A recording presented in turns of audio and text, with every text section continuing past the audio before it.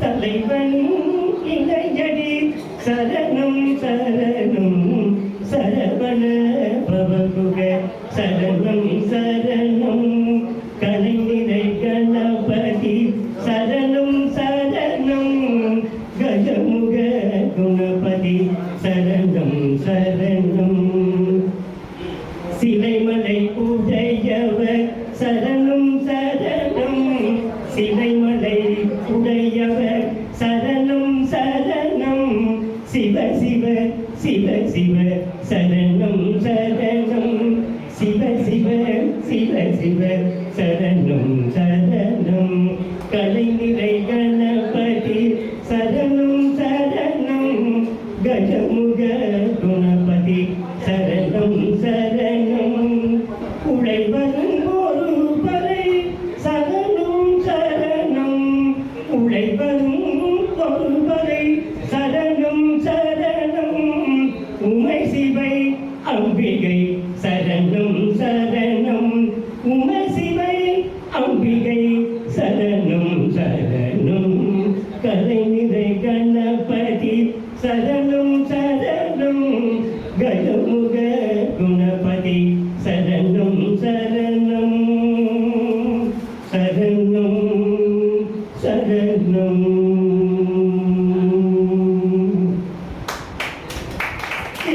விளங்க சிவயோக சித்தியலாம் விளங்க திருவிளங்க சிவயோக சித்தியலாம் விளங்க சிவன் ஞான நிலை விளங்க சிவன் ஞான நிலை விளங்க சிவானுபவம் விளங்க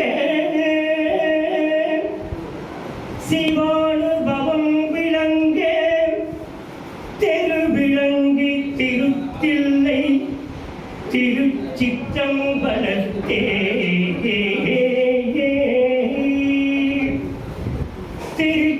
திருச்சிற்றம்பலத்தே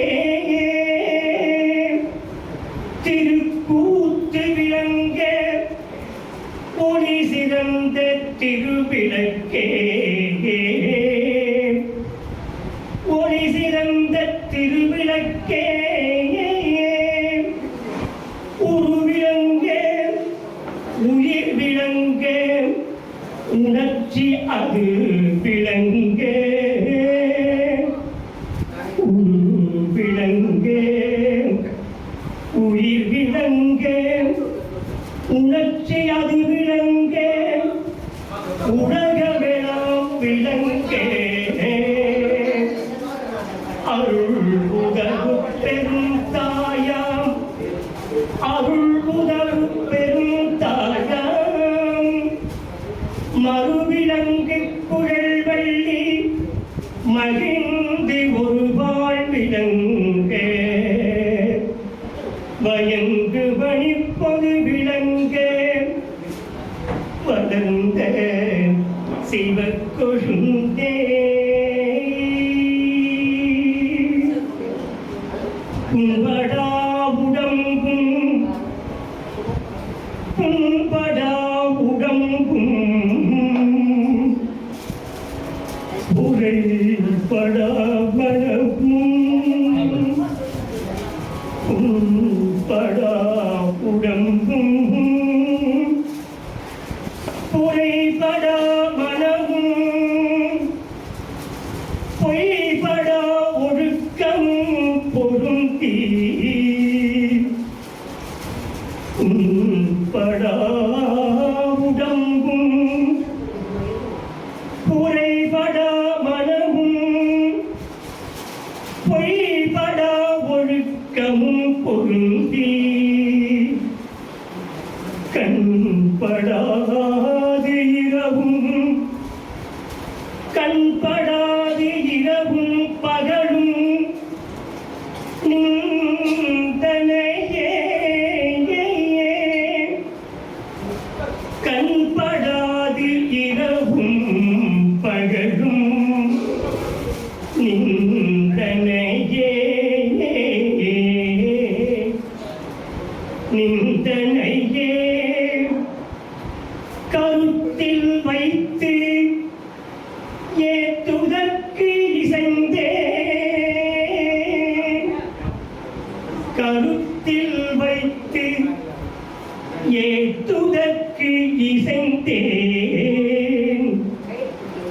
உன்பனே எனினும் உன்பனே எனினும் உடுப்பனே எனினும் உன்பனே எனினும் உடுப்பனே எனினும் உலகரை நம்பிலே எனது நண்பனே உலகரை நம்பிலே எனது நண்பனே நலம் சார் பண்பனே உன்னையே உன்னையே நம்பினேன் கைவிடேன் என்னையே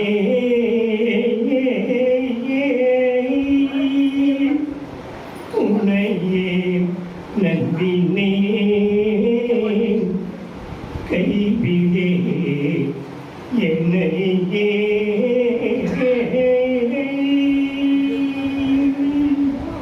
அலைநிறை கணபதி சரணம் சரணம் கஜமுக குணபதி சரணம் சரணம் அலைநிறை கணபதி சரணம் சரணம் கஜமுக குணபதி சரணம் சரணம் தலைவர் நின்றினையடி சரணம் சரணம் சரவண பவகுக சரணம் சரணம் தலைவர் நின்றினையடி சரணம் சரணம் சரவண பவகுக சரணம் சரணம் சிலை மலை உடையவ சரணம் சரணம் சிவ சிவ சிவ சிவ சரணம் சரணம் சிலை மலை உடையவ சரணம் சரணம் சிவ சிவ சிவ சிவ சரணம் சரணம் உடைவரும் ஒரு பறை சரணம் சரணம் உமை சிவை அம்பிகை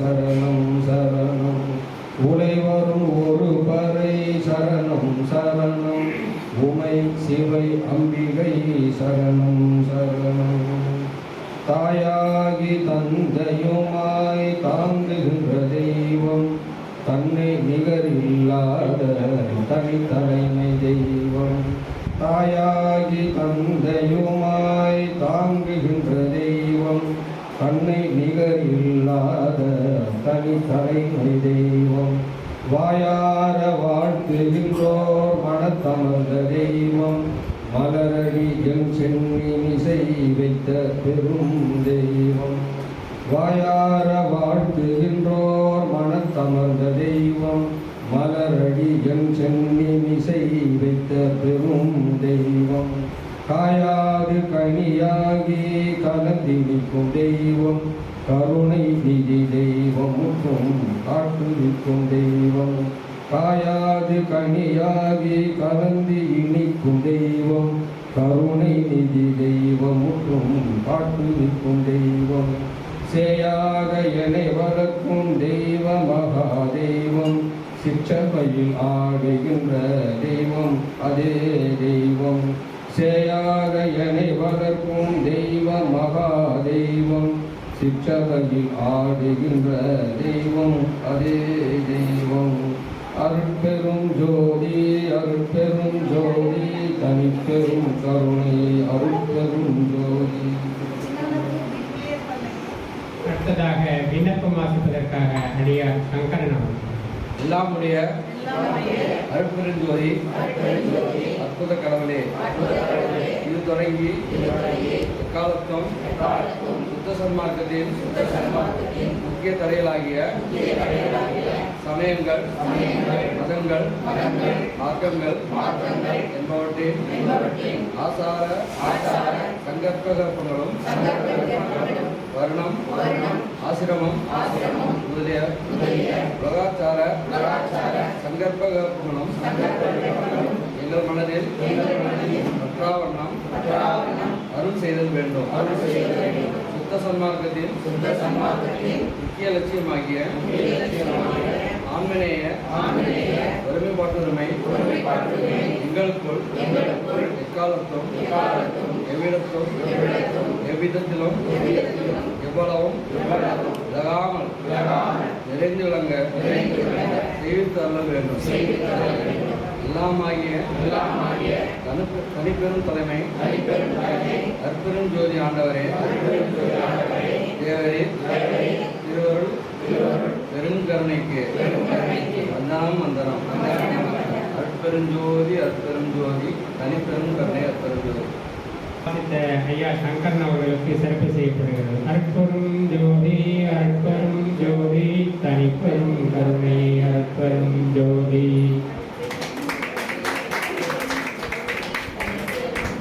அடுத்ததாக இறைவணக்கம் பாடிய ஐயா பிரகாசம் அவர்களுக்கு சிறப்பு செய்யப்படுகிறது.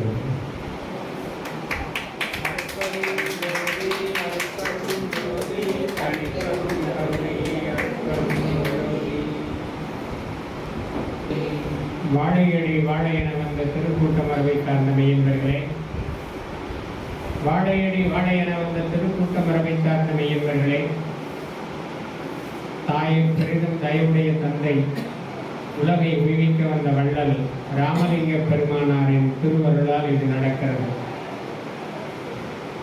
காய்ந்த வயிற்றுக்கு கஞ்சி வார்ப்பதை கடமையாக அல்ல கடவுள் வழிபாடாகவே கொண்டு வாழ்ந்த தவத்திரு கண்ணியப்படிகளாரின் குருவருளால் இது நடக்கிறது. வள்ளல் பெருமான் அவர்கள் 1872 ஞான சபையில் ஆரம்பித்து வைத்த இந்த தைப்பூசம் 155வது ஆண்டு விழாவாக இங்கே நடந்து கொண்டிருக்கிறது. 3 நாட்கள் விழா.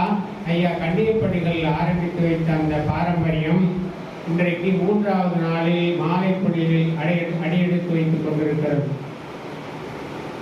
3 நாட்கள்னா ஏதோ ஏனோதானோ என்றல்ல. காலையில் 7 மணிக்கு ஆரம்பித்த அவள் பாராயணம்னா 9 மணி வரையும் வழிபாடு.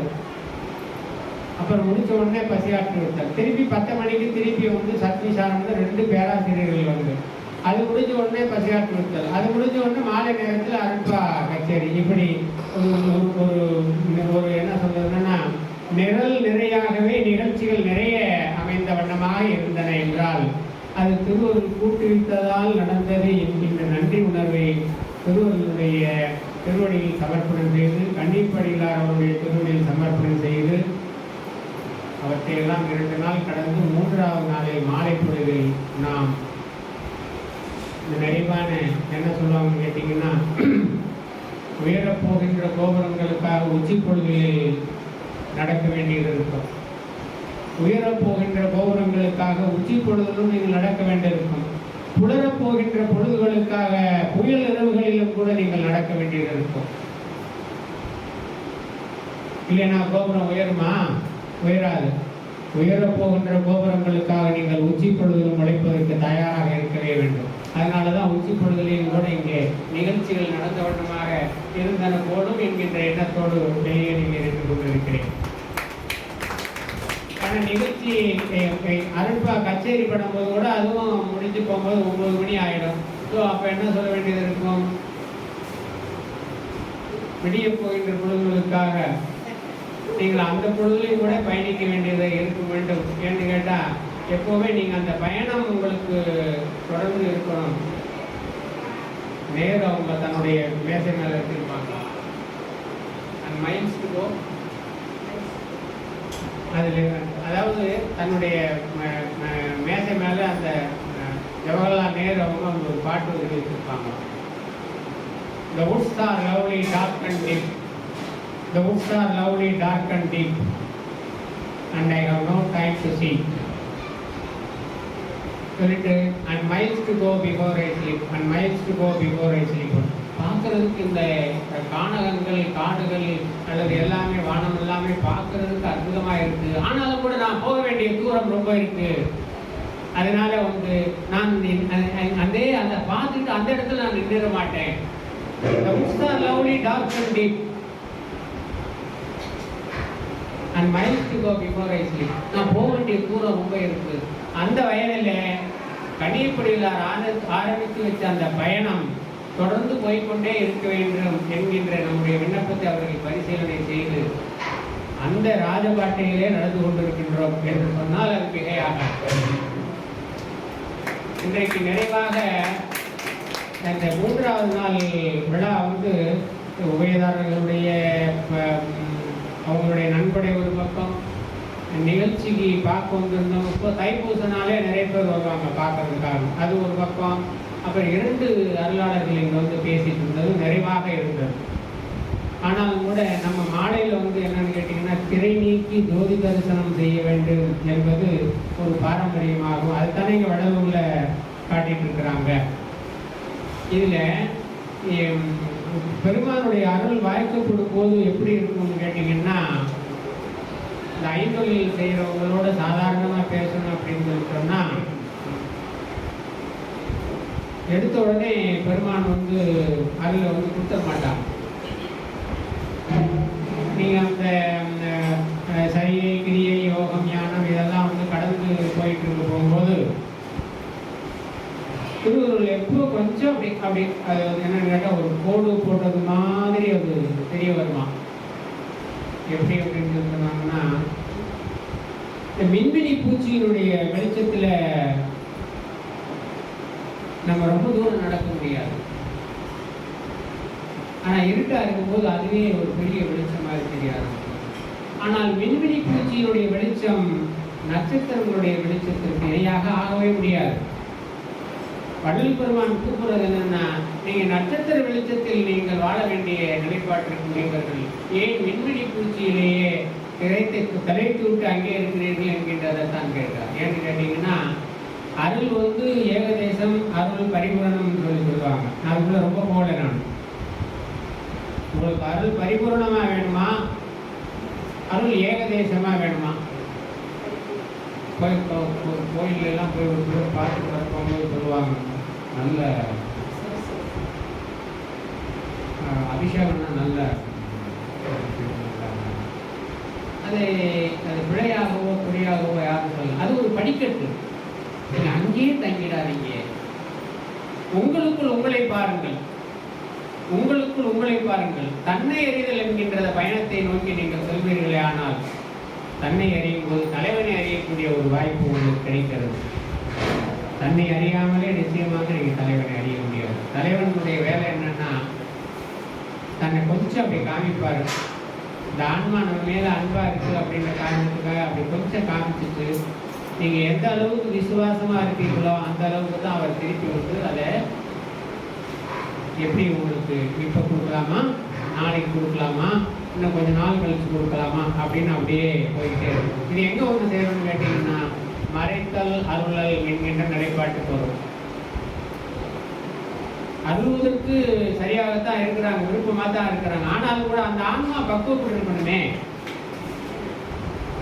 1000 ரூபாயை சரியா செலவு செஞ்சு கணக்கு எழுத தெரியாதவன் கையில் 1 லட்சம் ரூபாய் எடுத்து கையில் கொடுத்தோம்னு சொன்னா அவன் தப்பு பண்ண மாட்டான். அந்த பணத்தை மற்றவங்க வாங்கிட்டு போயிடுவான், அவன் ஏமாந்துருவான். ஏன்னா இன்னைக்கு சமுதாயம் வந்து தன்னை வந்து யாராவது ரொம்ப புகழ்ந்து பேசி புகழ் பேசிட்டாலே அதிலே மகிழ்ந்து போற நிலைப்பாட்டில் இல்லை. அது உண்மை இல்லை. உங்களுடைய மனசாட்சி, நீங்கள் யார் என்பது இவற்றையெல்லாம் நீங்கள் பரிசீலனை செய்யாமல் நீங்கள் உண்மையான ஆன்மீகத்துக்குள் பயணிக்க முடியாது. யாரோ பாராட்டுகிறார்கள் என்கின்ற காரணத்துக்காக நீங்கள் உண்மையிலேயே அதற்கு உரியவரா அல்லது மிகப்பெரிய மேம்பாட்டுக்கு வந்துவிட்டீர்களா என்பதெல்லாம் கேள்விக்குறியாகவே தான் இருக்கும். உண்மையான வழிபாடு, உண்மையான ஆன்மீகம், உண்மையான பக்குவம், உண்மையிலேயே ஒவ்வொரு நாளும் நீங்கள் உங்களை திருவருளோடு தொடர்படுத்தி இருக்கக்கூடிய ஒரு பயிற்சியில் ஏதாவது இருக்கிறீங்கன்னா யாரும் அவ்வளோ சீக்கிரம் வந்து அதுக்கு அந்த பாராட்டுகளை நினைத்து தெளிக்க மாட்டார்கள். ஏன்? உலகம் வந்து எப்படி இருக்குமா, இன்னாதம்ம உலகம், இன்னாதம்ம உலகம் இனிய காண்க. சரி, இன்னாதம்ம உலகம்னா சொல்லிட்டு யூ கான்ட் ஷட் இட். அது அப்படிதான் இருக்கும். சரி, அதனுடைய பாராட்டில் நாம் தெளிக்கும் போது அது இன்னாதம்ம உலகம் என்பதை நினைத்து கொண்டே இருப்போமே, ஆனால் நாம் அதை தெளிக்க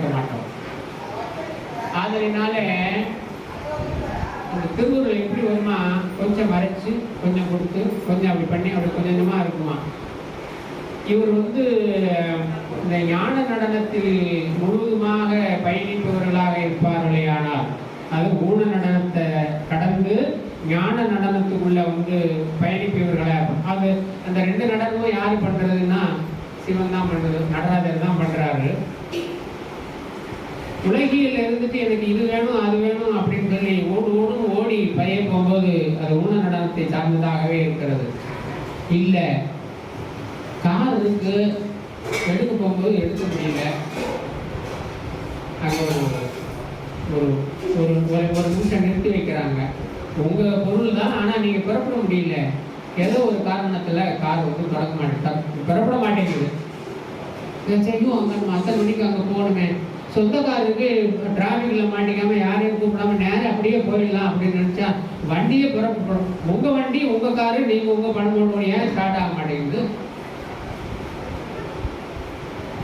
இல்லையா? இல்லை, அது முழுவதும் உங்களுடைய கட்டுப்பாட்டில் இல்லை.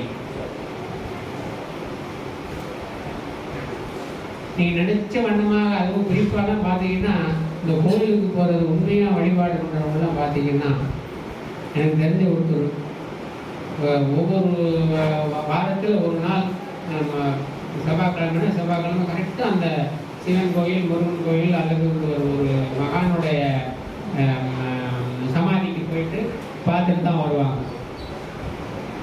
வந்து எல்லாத்தையும் பார்த்துட்டு வச்சுட்டு செல்வ பரிகாரம் பண்ணிட்டு துணியை மாற்றிட்டு பெறப்படணும்னு போகும்போது வண்டி ஸ்டார்ட் ஆக மாட்டேங்குது. ஆஃபீஸுக்கு போகும்போது வண்டி ஸ்டார்ட் ஆகிடுச்சியா, ஆனால் கோயிலுக்கு போகும்போது வண்டி ஸ்டார்ட் ஆக மாட்டேங்குது. ஏன்னா திருவருளுக்கு நீங்கள் நினைச்ச வேகத்தில் போக முடிகிறது இல்லை. அது கொஞ்ச நேரம் ஆகுது, கொஞ்ச நேரம் ஆகுது நிறுத்தி வைக்கிறது.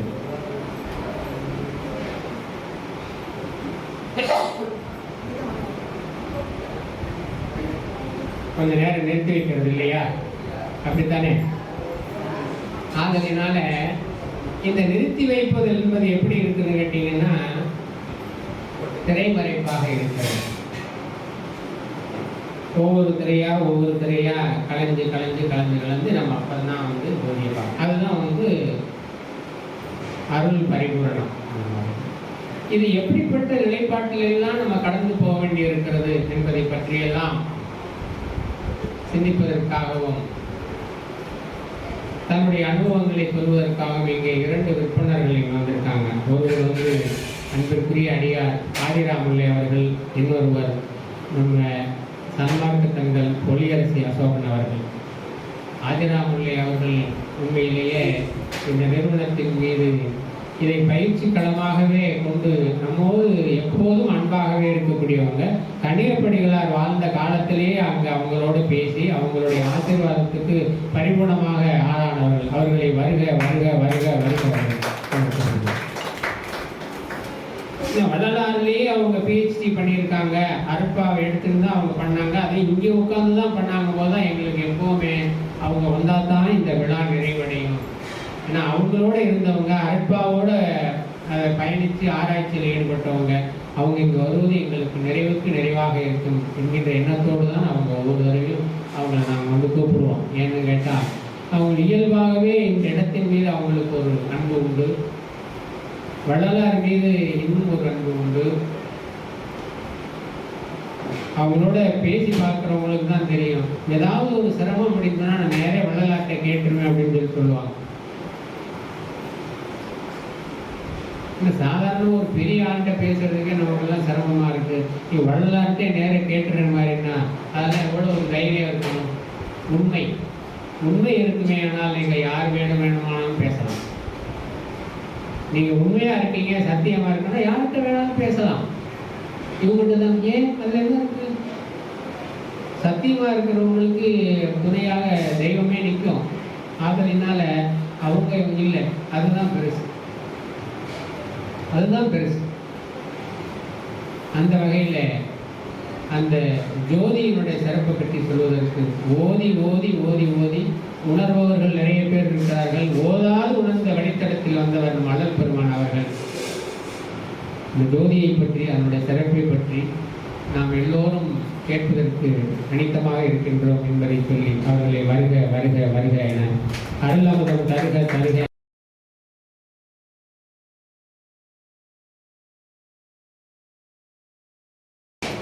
உலகெல்லாம் உணர்ந்து ஓதற்கரியவன். ஃபேன் என்ன ஆஃப் பண்ணிருக்கோமா? இல்லை ஒரு ஆடியோ நிலவுலாவிய நீர்மணி வேணியன் அழகில் சோதியன் அம்பலத்தாடுவான் மலர் சிலம்படி வாழ்த்து வழங்குவான்.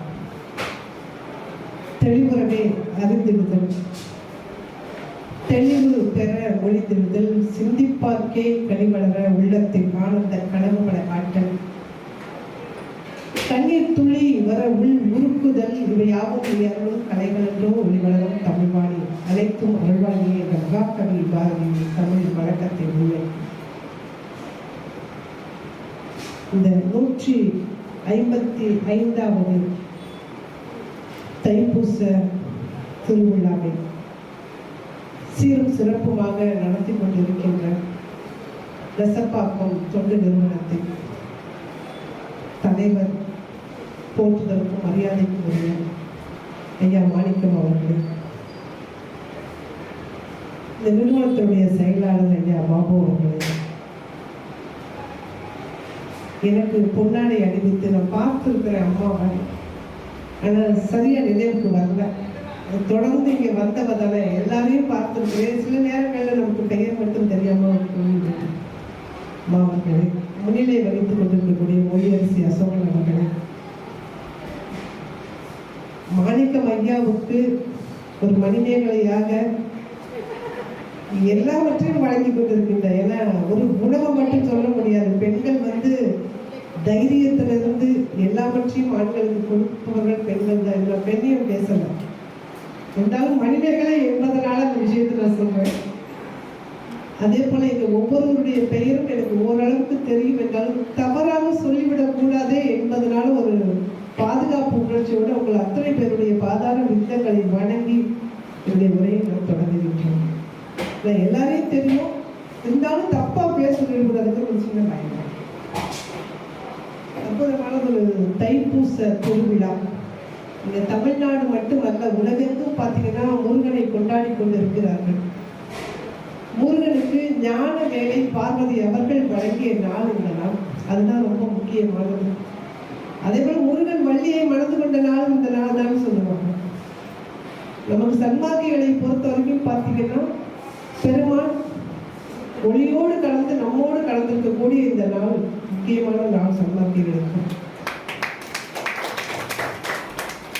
ஞான வேலை வழங்கிய நாள்னு சொன்னாவே நமக்கு ஒரு பெரிய அது என்ன ஞான வேலை, ஏன் ஞானத்தை, அதற்கு தொடர்புடையதுதான் நம்முடைய இந்த சபை ஞான சபை என்பது.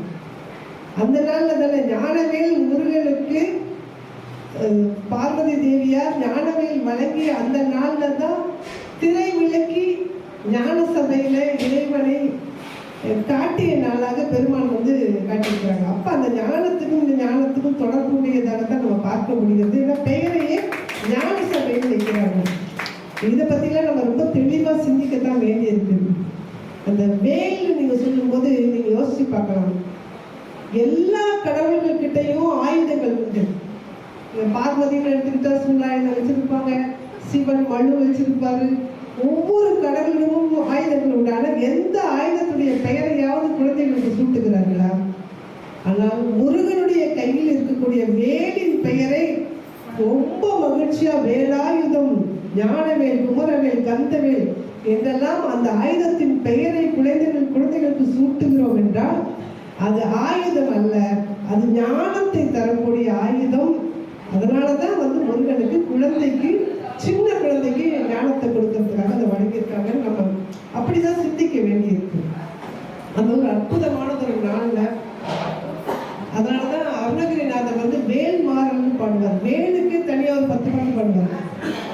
வேல் மாறல், வேல் விருத்தம் என்று 2 பதிகத்தை பாடுவார் அருணகிரிநாதர்.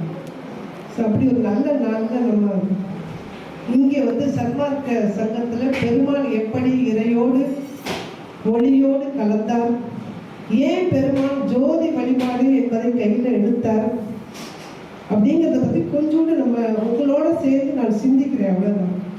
ஏன்னா எனக்கு பெருசா நான் இங்கே கற்றுக்கொள்ள வந்தவள் தான், அன்று முதல் இன்று வரை. அப்ப கத்துக்க வரும்போது நம்ம என்ன பண்றோம் அப்படின்னா டிஸ்கஸ் பண்றோம், எல்லாரோடும் கலந்து ஆலோசித்து பேசி இதுவாக இருக்கலாமோ அதுவாக இருக்கலாமோ நம்ம யோசிக்கிறோம். அவ்வளவுதான். இந்த 7 திரைகள் விலக்கி இன்னைக்கு பார்த்தீங்கன்னா வடலூர்ல அவ்வளோ பிரம்மாண்டமா நடந்துச்சு. ஒரு 5 நிமிடம் தொலைக்காட்சியை போடுற நம்ம ஆளுநர் அவர்கள் அங்க உட்கார்ந்து வணங்கிட்டு இருக்கிறாங்க. அவருக்கு ஒரு கொடுப்பினை. ஆனா எங்களுக்கு அதை விட மிகச்சிறந்த கொடுப்பினையாக நான் நினைப்பது இந்த மன்றத்துல இந்த இடத்துல நின்று பேசுவதும் இங்கே வருவது வந்து மிகப்பெரிய வரணும்னு நினைக்கிறேன்னா, ஐயா சொன்ன மாதிரி தான். நீங்க வள்ளலாரோட எப்படி பேசுவீங்கன்னு கேட்குறாங்க. குழந்தைகள் யாரோட வேண்டுமானாலும் பேசும். நாங்களாம் குழந்தைங்க. அவங்களுக்கு குழந்தைங்களுக்கு மினிஸ்டர்னு தெரியாது, பிரதமர்னு தெரியாது, அமைச்சர்னு தெரியாது, யாரையும் தெரியாது. இன்னைக்கு ஒரு அமைச்சரோட நான் ஒரு நிகழ்ச்சியில் கலந்துக்கிட்டு வந்தேன். அங்கேயும் இப்படித்தான் இருப்போம் நாங்கள். எங்கேயும் யாருக்கு வந்த அச்சம் அதெல்லாம் நாங்கள் கொள்வதில்லை. ஏன்னா நாங்கள் குழந்தை மனத்தோடு இருந்து கொண்டிருக்கிறோம். எனக்கு ஐயா சொன்னதுனால இந்த விஷயத்தை சொல்லணும்னு நினைக்கிறேன். நான் பிஹெச்டிக்கு ஆரம்பித்த போது என்னுடைய நெறியாளர் கைடு வந்து சொல்லிட்டாரு, வள்ளலாறுல எனக்கு எதுவுமே தெரியாது, நீங்களா பண்ணிக்க முடியுமான்னு கேட்டாரு. பரவாயில்லைங்க, நாங்கள் எப்பவுமே அப்படின்னு சொல்லுவோம், நானே பண்ணிக்கிறேங்கய்யா, நான் கையெழுத்து மட்டும்தான் போடுவேன். சரின்னு சொல்லிட்டு இங்க சுந்தரமையா இந்த இடத்துல நிறைய முறை வந்து பேசி வரவர் சீவே சுந்தரமையா. அவர்கிட்ட போயிட்டு எனக்கு சில சந்தேகங்கள் வரும்போது போய் கேட்பேன், ஐயா ஏன் யா சாமி வள்ளலார் இப்படி எழுதியிருக்கிறாரு, பொதுவாக இருக்கக்கூடிய கருத்துக்கும் வள்ளலார் எழுதக்கூடிய கருத்துக்கும் எல்லாமே வேறுபாடாதான் இருக்கும், இப்போ ஏன் இப்படி எழுதியிருக்கிறாருன்னு கேட்கும்போது அவர் சொல்லக்கூடிய பதில் என்ன அப்படின்னா, நீ போய் வீட்டில் உட்காந்து வள்ளலாரை நினைச்சு கண்ணை மூடி உட்காரு, உனக்கு தானா பதில் கிடைக்கும்னாரு. உண்மையில நான் அப்படித்தான் நான் பதில்களை பெற்றேன்.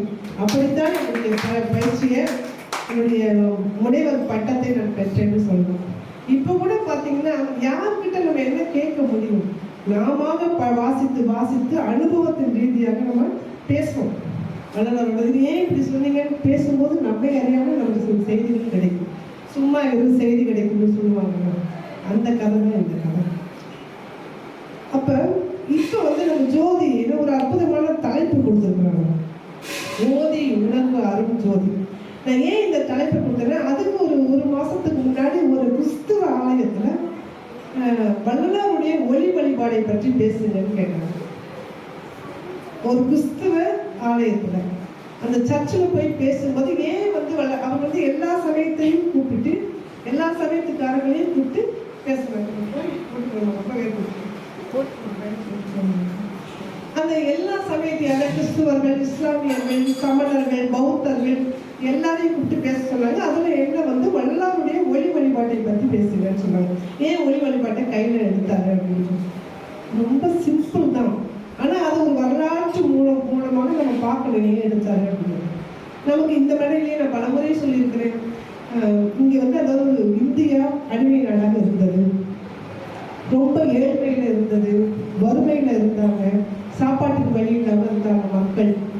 அப்படி மக்கள் இருந்த காலகட்டத்துல ஒரு இவர் சொல்லுவார், சோசமி சுந்தரமையா தான் ரொம்ப அழகா சொல்லுவாங்க, ஆகாயத்துல இருந்து ஒரு ஜோதி வந்தது, அந்த ஜோதி 2ஆக பிரிந்தது, அந்த 2ஆக பிரிந்ததுல ஒரு ஜோதி வடநாட்டுக்கு போயிடுச்சு, இன்னொரு ஜோதி தென்னாட்டுக்கு வந்தது, தென்னாட்டுல வந்து சிவன் வழிபாடு, தென்னாடுடைய சிவனே போற்றி, அதனால தென்னாட்டுக்கு வந்த ஜோதி வந்து ராமலிங்கமாக மாறியது, வடநாட்டுக்கு போன ஜோதி வடநாட்டுல ராமனும் கிருஷ்ணன் தான் அங்க ராமகிருஷ்ணனாக மாறியதுன்னு சொல்லுவாங்க.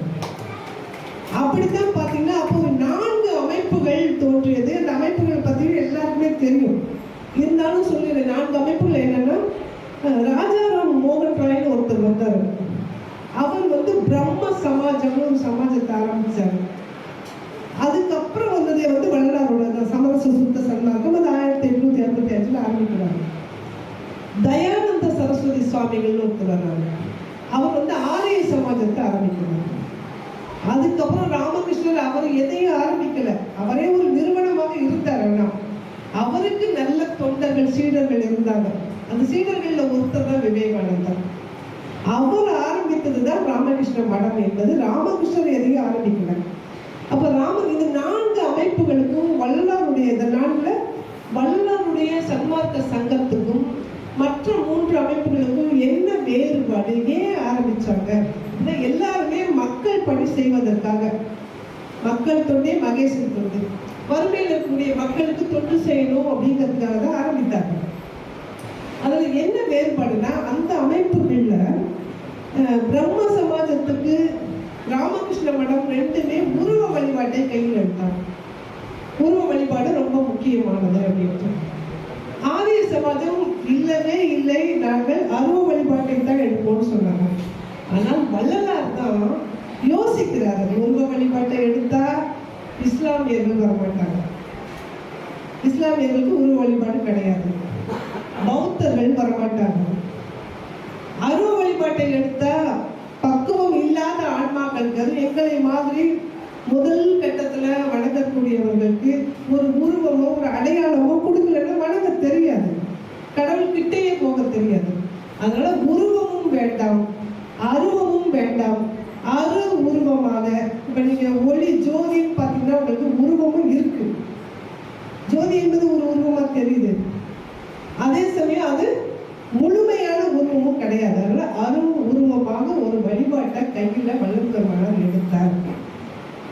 அது எடுத்ததுக்கு ஒரே காரணம் என்னன்னா சமயம். அந்த 3 அமைப்புகள் இந்து சமயத்துக்குள்ளேயே நின்று கொண்டு தொண்டு செய்தது. அவங்களுடைய கொள்கை இந்து சமயத்திலிருந்து அவர்கள் மாற மாட்டார்கள், இந்து சமயத்து மக்களுக்கான தொண்டாக செய்தார்கள். ஆனா சன்மார்க்க சங்கம் என்ன செய்யுது? வள்ளலாருடைய சன்மார்க்க சங்கம் இந்து சமயத்தை கடந்து இஸ்லாமியர்கள், கிறிஸ்துவர்கள், சமணர்கள், பௌத்தர்கள் யார் வேண்டாமானாலும் வரலாம் ஞான சபைக்கு. சமயம் கடந்து, அதே போல சாதி இல்லை, எந்த சாதியினரும் உள்ளே வரலாம் என்ற மாதிரியான ஒரு பொது நோக்கோடு வருவதற்காகத்தான் பெருமான் ஜோதி வழிபாட்டை எடுக்கிறாரு. அதுல சுமரச சுத்த சன்மார்க்க சங்கத்தையும் அவர் ஆரம்பிக்கிறாரு. ஜோதியை வழிபட்டா எல்லாரும் வருவாங்க. இப்ப இஸ்லாமியர்கள் நீங்க பாத்தீங்கன்னா அவங்களுக்கு வெற்றிடத்தை தான் அவர்கள் வழிபடுவாங்க. அப்ப இங்கேயும் வெற்றிடமாக இருக்கிறதுனால அது அவங்களுக்கு ஏற்புடையதாக இருக்கும் அப்படின்னு அவங்க நினைக்கிறாங்க. இப்ப இந்த சன்மார்க்கம்ங்கிறது என்ன புதுசா நமக்கு?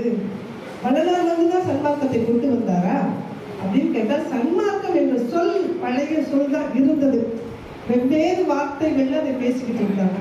நீங்க யாரும் ஊரே யாவரும் கேள்வின்னு சொல்றாங்க, அது சன்மார்க்கத்தோடு தொடர்புடையதா இல்லையா?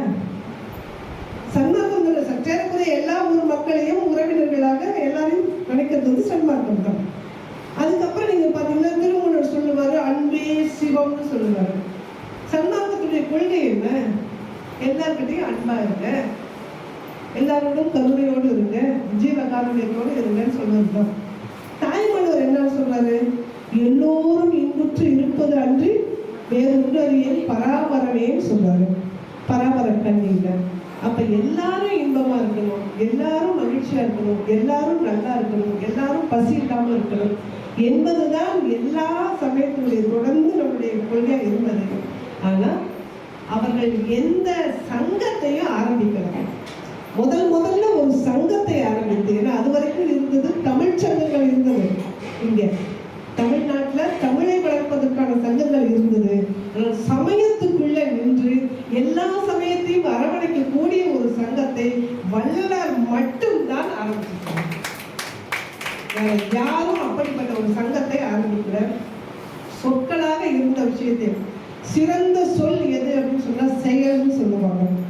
அது வரைக்கும் சொற்களாகவே இருந்த யாரும் ஊரை யாவரும் கேளு அன்பே சிவம் இது எல்லாவற்றையும் செயலாக மாற்றி காட்டியவர் வள்ளலார்.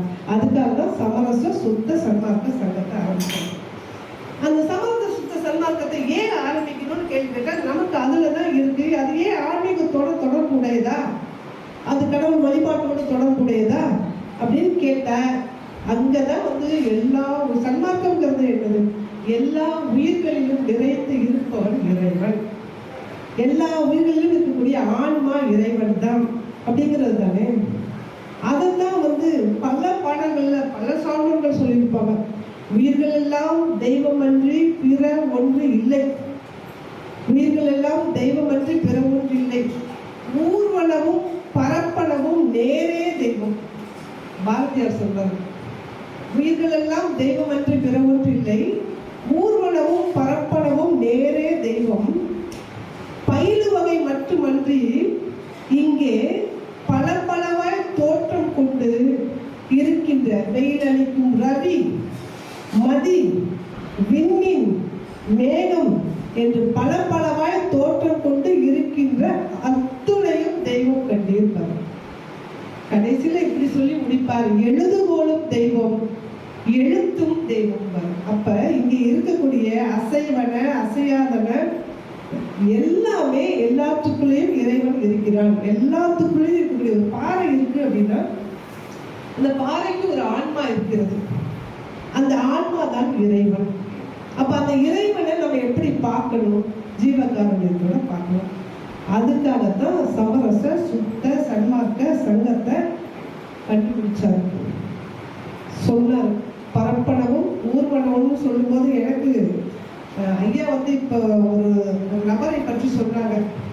எனக்கும் ஒரு நபரை பற்றி ஞாபகம் வருது. இந்த ஊர்வனமும் பரப்பனவும் நேரே தெய்வம்னு சொன்னா இங்க ஊர்வன பரப்பனவும் வேற மாதிரி தான் இங்க பயன்படுத்துறாங்க.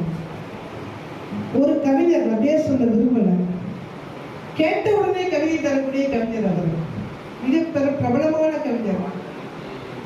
ஒரு வார இதெல்லாம் அவர்கிட்ட கவிதை கேட்கிறாங்க. 10 நாளா முயற்சி பண்ணாரு, ஒரு கவிதை கூட வரல. கவிதைகளால ஈஸியா வரக்கூடியது அல்ல. நினைச்ச மாத்திரத்துல கவிதை எழுத முடியாது. கவிதை எழுதுவதற்கு என்று ஒரு மனம் வேண்டும். நமக்கு திடீர்னு தோணும் கவிதை, ஒரு இரவுல தோணும், எதிர்த்து உட்காந்து எழுதணும். அப்படி இல்லைன்னா கவிதை போயிடும். காலையில் எடுத்துட்டு போது அந்த கவிதை இருக்காங்க. அப்ப 10 நாளா அவருக்கு கவிதை வரல. அவர் இப்படியே யோசிச்சுட்டே உட்கார்ந்துருக்கிறாரு. அவங்க வீட்டுக்கு ஒரு உறவினர் வர்றாரு. வரும்போது இந்த ஊர்வனமும் பரப்பனவும் நேர தெய்வம்னு சொல்லல, ஒரு தெய்வத்தை சுட்டு கொண்டு வந்துட்டார் கையில். ஒரு பறக்கக்கூடிய ஒரு பறவையை கையில் எடுத்துட்டு வர்றாரு. எடுத்துட்டு வந்து என்ன சொல்றாரா, மச்சான் உனக்கு புதுசா ஒரு பறவை வந்தா பிடிக்கும்ல சாப்பிட்றதுக்கு, அதனால எங்க ஊரு கண்மாய் இருக்கும். அந்த கண்மாய்க்கு வலசை வந்துச்சு ஒரு பறவை.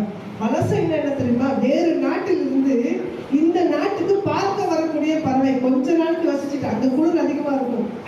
அந்த குளிருக்காக இங்க உஷ்ணமாக்கக்கூடிய பகுதிக்கு வரக்கூடிய பறவை.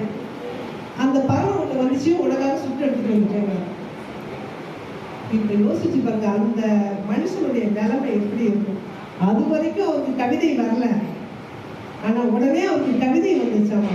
ஏன்னா அசைவம் உண்பவனை கூட அசைக்க வைக்கக்கூடிய தருணம் அது. பொழைப்புக்காக, உயிரை காப்பாற்றிக் கொள்வதற்காக, குளிரிலிருந்து தன்னை காப்பாற்றிக் கொள்வதற்காக ஒரு பறவை வருது ஒரு ஊர் விட்டு ஊரு. அந்த பறவையை சுட்டு தின்னுவது, கொள்ளுவதுங்கிறது எவ்வளவு பெரிய ஒரு மோசமான மனநிலை இருந்தால் நடக்கும். அந்த மனநிலையில அவர் ஒரு கவிதை எழுதுறாரு. அந்த கவிதைக்கு பேர் சிறகாயணம். அது சொல்ல வேண்டிய அவசியம் இல்லை. இருந்தாலும் ஐயா இப்ப எனக்கு இந்த ஞாபகப்படுத்திட்டாங்க, அதனால எனக்கு அதை சொல்லணும்னு தோணுது. ஏன்னா ஒரு முக்கியமான செய்தி சொன்னாங்க, அதை அப்புறமா உங்களுக்கு சொல்றேன். அந்த பறவையை பார்த்து ஒரு கவிதை எழுதுறாரு. துப்பாக்கி கண்டதும் தூக்க கைகள் இல்லாத நீ சிறகை தூக்கி இருப்பாயோ. சுடுவதற்காக அவன் துப்பாக்கி எடுத்த உடனே கை கிடையாது பறவைக்கு. கைகள் இல்லாத நீ சிறகை தூக்கி இருப்பாயோ. இத்தனை நீளமா சாவின் நீளம் என்று நினைத்திருப்பாயோ. ஏதோ ஒரு நாட்டுல இருந்து இந்த நாட்டுக்கு வந்து இத்தனை நீளமா சாவின் நீளம் என்று நினைத்திருப்பாயோ. விருந்தாளியை சமைப்பது என்ன கலாச்சாரம் என்று வருந்தி இருப்பாயோ. விருந்தா வந்தவங்களை சமைக்கிறது. இறை தேடி வந்து இரையாகும் நிலை எண்ணி அழுதிருப்பாயோ. இறைக்காக தான் வந்துச்சு. சமுத்திரம் கடக்க முடிந்த என்னால் கண்மாய் கடக்க முடியவில்லையே என்று கலங்கி இருப்பாயா. சமுத்திரம் கடக்க முடிந்த என்னால் கண்மாய் கடக்க முடியவில்லையே என்று கலங்கி இருப்பாயோ. இதே பெரிய கவிதை. கடைசியில் இப்படி சொல்லுவார், அகிம்சா தேசம் போய் வருகிறேன் என்று விடை பெற்றதை எண்ணி விம்மி இருப்பாயோ. இது அகிம்சா தேசம். காந்தியடிகளால் அகிம்சையை கொண்டாடிய தேசம் இது. அகிம்சா தேசம் போய் வருகிறேன் என்று சொல்லி விடை பெற்றதை எண்ணி விம்மி இருப்பாயோ அப்படின்னு பெருசா எழுதிட்டு கடைசியில இப்படி சொல்லி அவர் முடிப்பார். என் இறுதி கல்லறை மண்ணோ மனித வயிறோ. என் இறுதி கல்லறை மண்ணோ மனித வயிறோ என மருகி இருப்பாயோ சொல்லிட்டு முடிக்கிறாரு. என் பிரார்த்தனை எல்லாம் இதுதான், சிபி சக்கரவர்த்தி இந்த ஊர்க்காரன் தான் என்பது அந்த பறவைக்கு தெரியாமல் இருப்பதாக. சிபி சக்கரவர்த்தி என்ன செஞ்சாருன்னு தெரியும் எல்லாருக்குமே தெரியும்ல. பறவையுடைய இறைக்காக இறை கொடுத்தவர். ஆனா நாம இப்ப என்ன செய்து கொண்டிருக்கிறோம்னா, ஊர்வனவா பரப்பனவா நீந்துவனவா எதுவாக இருந்தாலும் அது எங்களுக்கான உணவு என்று உரிமையோடு உண்ணக்கூடிய நிலையில இருக்கக்கூடிய ஒரு மனிதனுக்கே ஒரு பறவையை கொன்று விட்டான் என்றால் அவருடைய மனம் அசைந்தது என்று சொன்னால் நமக்குள்ள எப்படி இருக்கும், எப்படி இருக்கும்? அதுதான் இந்த சன்மார்க்கிகளுடைய மனசு. அதுல அவர் ஒளி வழிபாடு ஏன் எடுத்தாருங்கிறதுக்காக நம்ம பேச வந்தோம். ஏன்னா எல்லா உயிர்களிலும் இருக்கிறது ஆன்மா, அந்த ஆன்மாக்குள்ள இருப்பவன் இறைவன் அப்படின்னு சொல்லி இறைவனை பத்தியே பேசிட்டு வர்றாரு. ஜோதி வழிபாடு ஏன் எடுக்கிறாரு அப்படின்னா, நீங்க தெய்வ வழிபாடுன்னு போயிட்டா அங்க எல்லா பலி கொடுக்கறதும் இருக்கு. முக்கியமாக சிறு தெய்வ வழிபாடு. நீங்க பெரு தெய்வ வழிபாடுலயே பாத்தீங்கன்னா அழகு குத்திக்கலாமா, நம்மை நாம் விமர்சித்துக் கொள்வது நிறைய இருக்கு. சிறு தெய்வ வழிபாடுன்னு சொன்னா இறைவன் பெயரில் சொல்லி நாம் செய்யக்கூடிய கொலைகள் நிறைய இருக்கு. இது எல்லாம் இல்லாம இருக்கணும் அப்படிங்கிறதுக்காக ஒளி வழிபாடு என்று சொல்லக்கூடிய ஒரு வழிபாட்டை அவர் எடுக்கிறார். அது உங்களுக்கு தெரியும், 1865 தான் சங்கத்தை ஆரம்பிக்கிறாரு. சமரச சுத்த சன்மார்க்க சங்கத்தை ஆரம்பிச்சார். 2 வருஷம் உட்கார்ந்து இப்படியே அவர் சங்கத்துல பேசுறாரு. மாலை நேரம்லாம் வரல மக்கள். சொற்பொழி வாற்றினா யாருக்கு வருவாங்க? அதனால 1867 சாலையை தொடங்குகிறார், தர்ம சாலை. இந்த வரலாறுல இங்க நான் சொல்ல வேண்டிய அவசியம் இல்லை, எல்லாருக்குமே தெரிஞ்சது. அதன் பிறகு 5 ஆண்டுகள் கழித்து 1867 தான் ஞான சபையை திறக்கிறாங்க. ஞான சபை எப்படி அமைப்போடு இருக்கும்னு எல்லாரும் வடலூர் போயிட்டு வந்திருப்பீங்க. இங்க இருக்கிற அக்கல்கள், அதுவும் மொழியரசிக்குலாம் வடலூர் தான் எப்போதும்.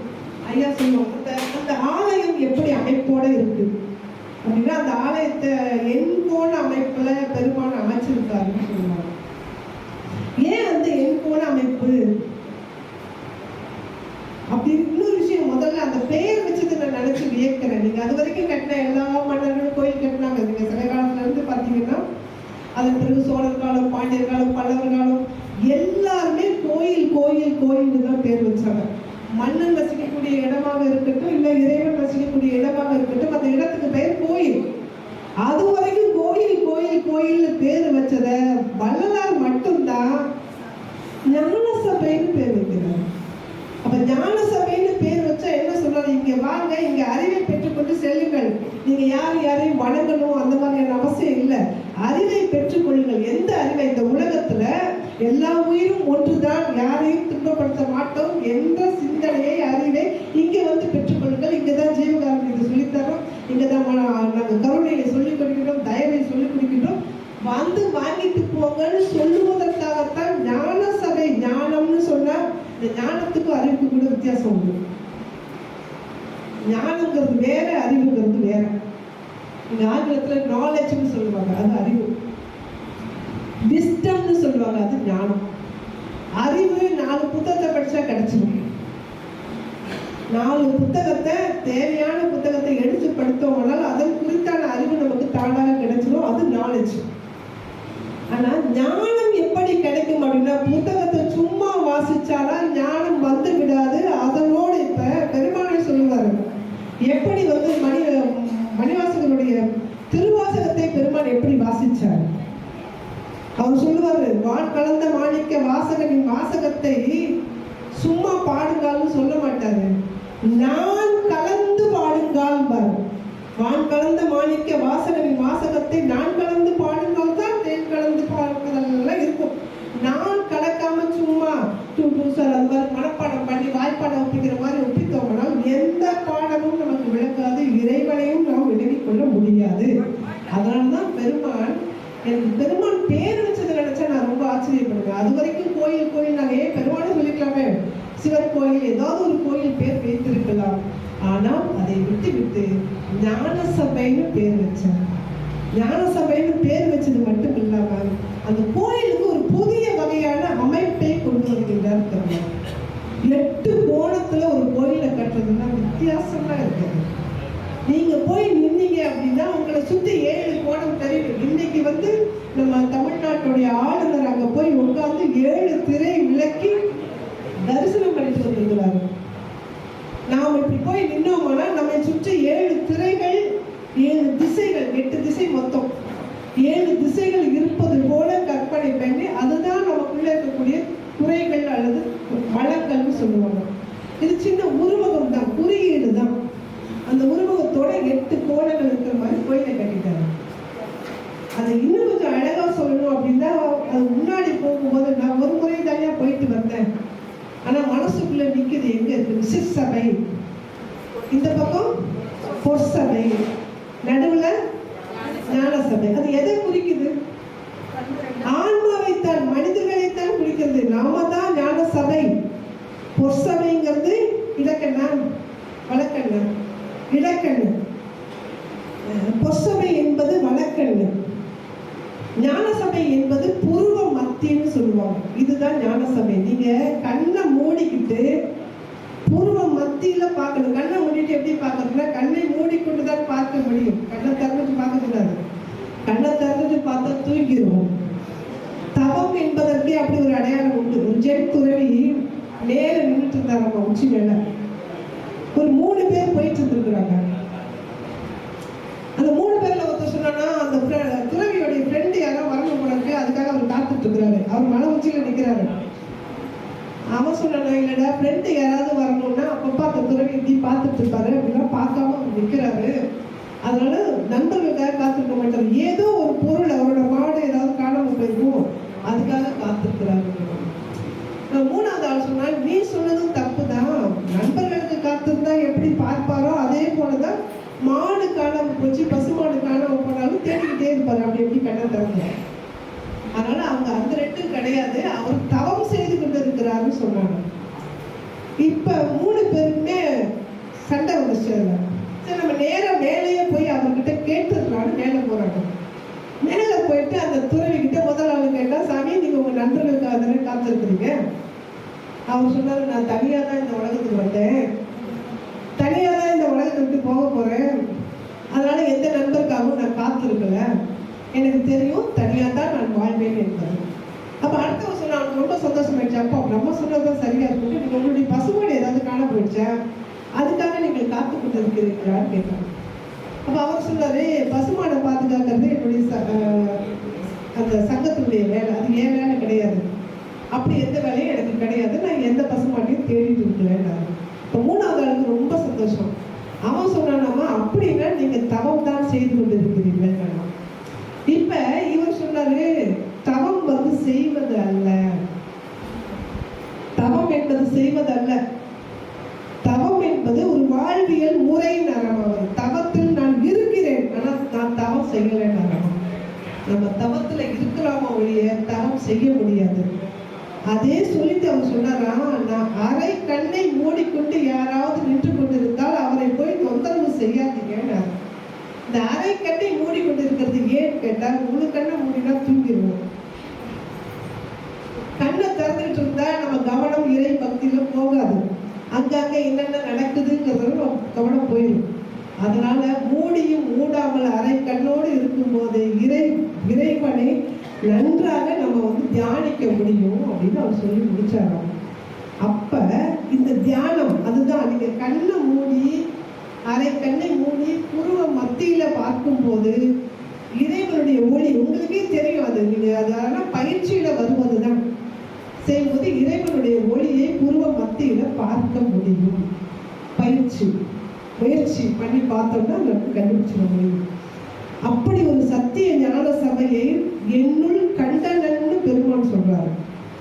அவர் உள்ள சத்திய ஞான சபையை பார்த்தார், அவர் அருளாளர். ஆனால் நாமும் முயற்சி செய்தால் பார்க்க முடியும். அந்த ஞான சபை ஒவ்வொருவருடைய ஆன்மாவிலும் இருக்கிறது. அதனாலதான் ஒவ்வொருவருமே கடவுள் என்று வள்ளலார் சொல்றாரு.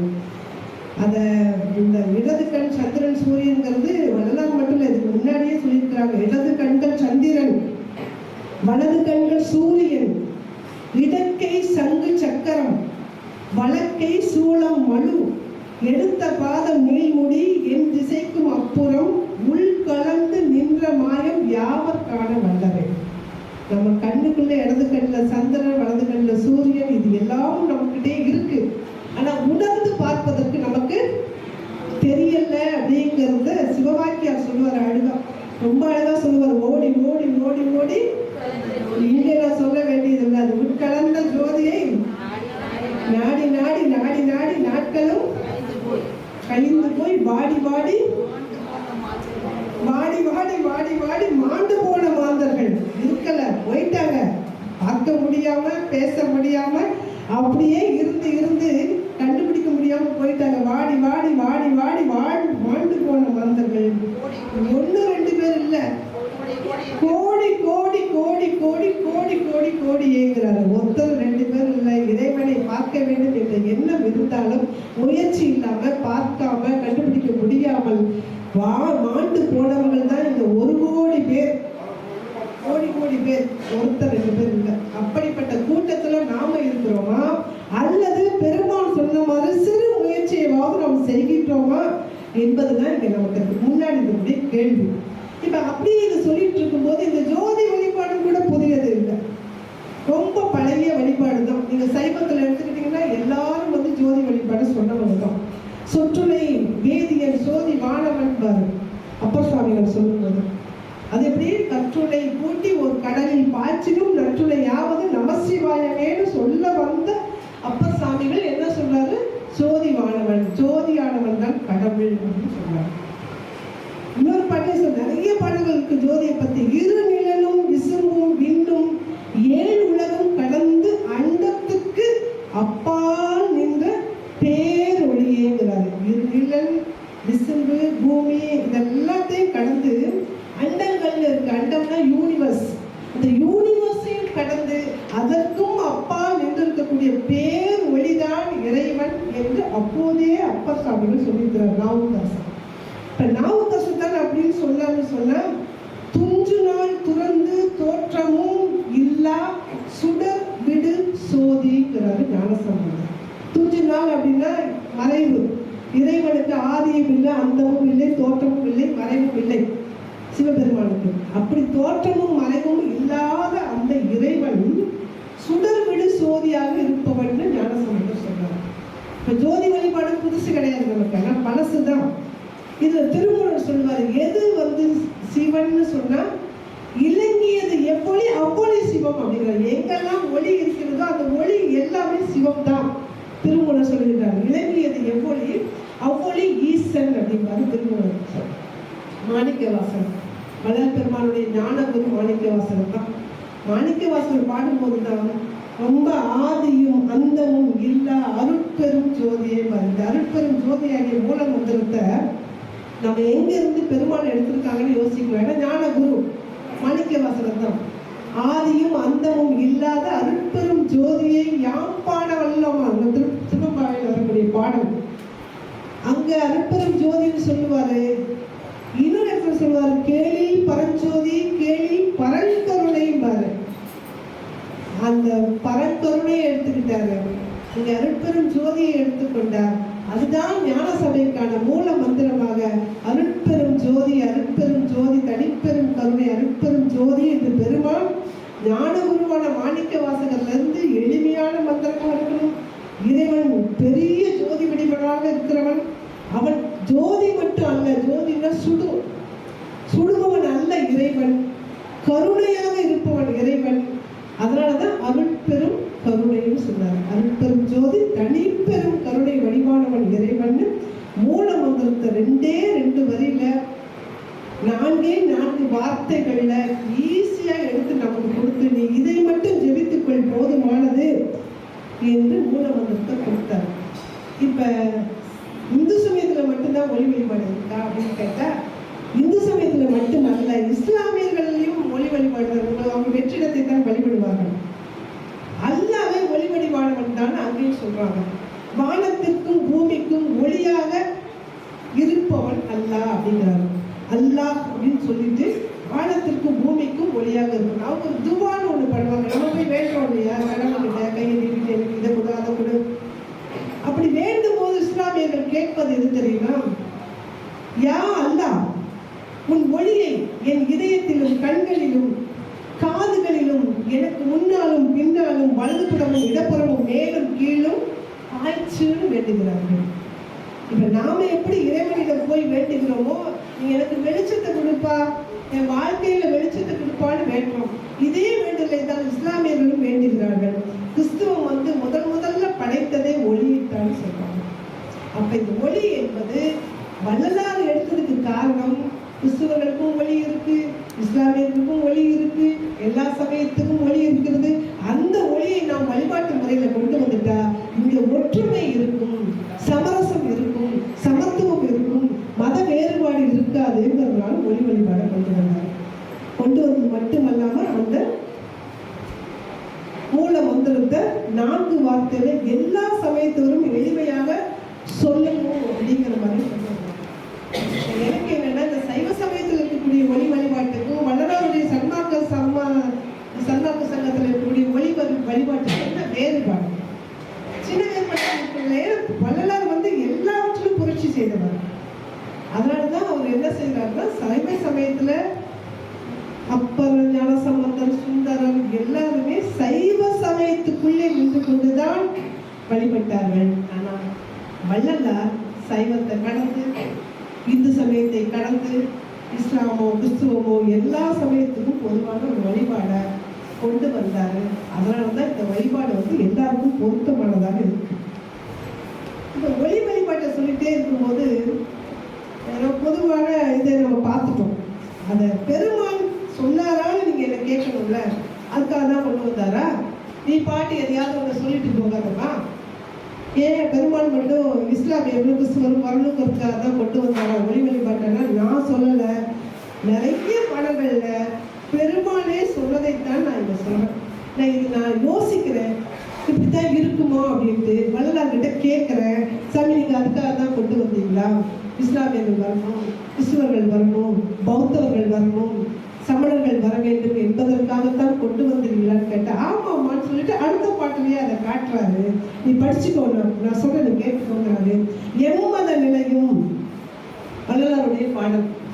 எம்மத நிலையும் நின்னருள் நிலையில் விளங்குதல் அறிந்தனன். எம்மத நிலையும் நின் அருள் நிலையில் விளங்குதல் அறிந்தனன். உன்னோட அருளால தானே எல்லா மதமும் இயங்குகிறது என்பதை நான் பார்த்தேன், தெரிஞ்சுக்கிட்டேன்.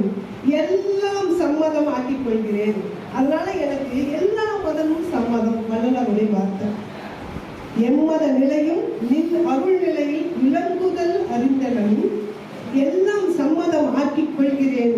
அல்லால் தனித்து வேறு எண்ணியது உண்டா? நான் வேற ஏதாவது நினைச்சிருக்கிறேனாப்பா? இல்லையப்பா, எல்லா மதமும் உன்னோட அருளால தான் நடக்குதுன்னு எனக்கு தெரியுது. அதனால நான் உன்னை வணங்குறேன் என்று அருட்பெரும் ஜோதியை சொல்றாரு. அது அப்படிதான் சொன்னாங்கன்னா இன்னும் கொஞ்சம் தெளிவா அந்த பாட்டில் சொன்னாரு. சாதி இது எல்லாமே உங்களுக்கு தெரிஞ்சதுதான்.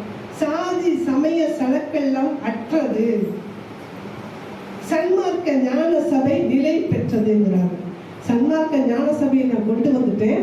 இதுல சாதி சமயம் எதுவுமே இல்லை, இது நிலை பெற்ற சங்கம், எல்லா சமயத்தினருக்கான பொது சங்கம்னு சொல்றாரு.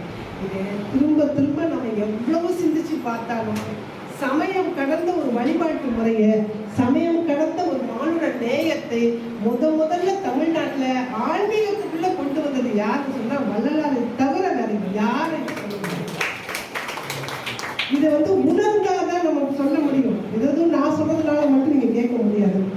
நிறைய ஜோதி அகவல்ல சொல்லுவாரு, சமயம் கடந்த தனிப்பொருள் வெளியாய் அமையும் திருச்சபை அருட்பெரும் ஜோதி.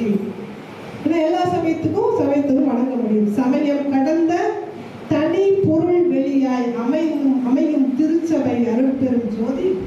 சாதியும் சமயமும் மதமும் காணா ஆதி அனாதியாம் அருட்பெரும் ஜோதி. அவனுக்கு ஏதுங்க சாதி சமயம்? எப்போது வந்தது ஒளி? எங்கிருந்து வந்தது ஒளி? யாருக்கும் தெரியாது.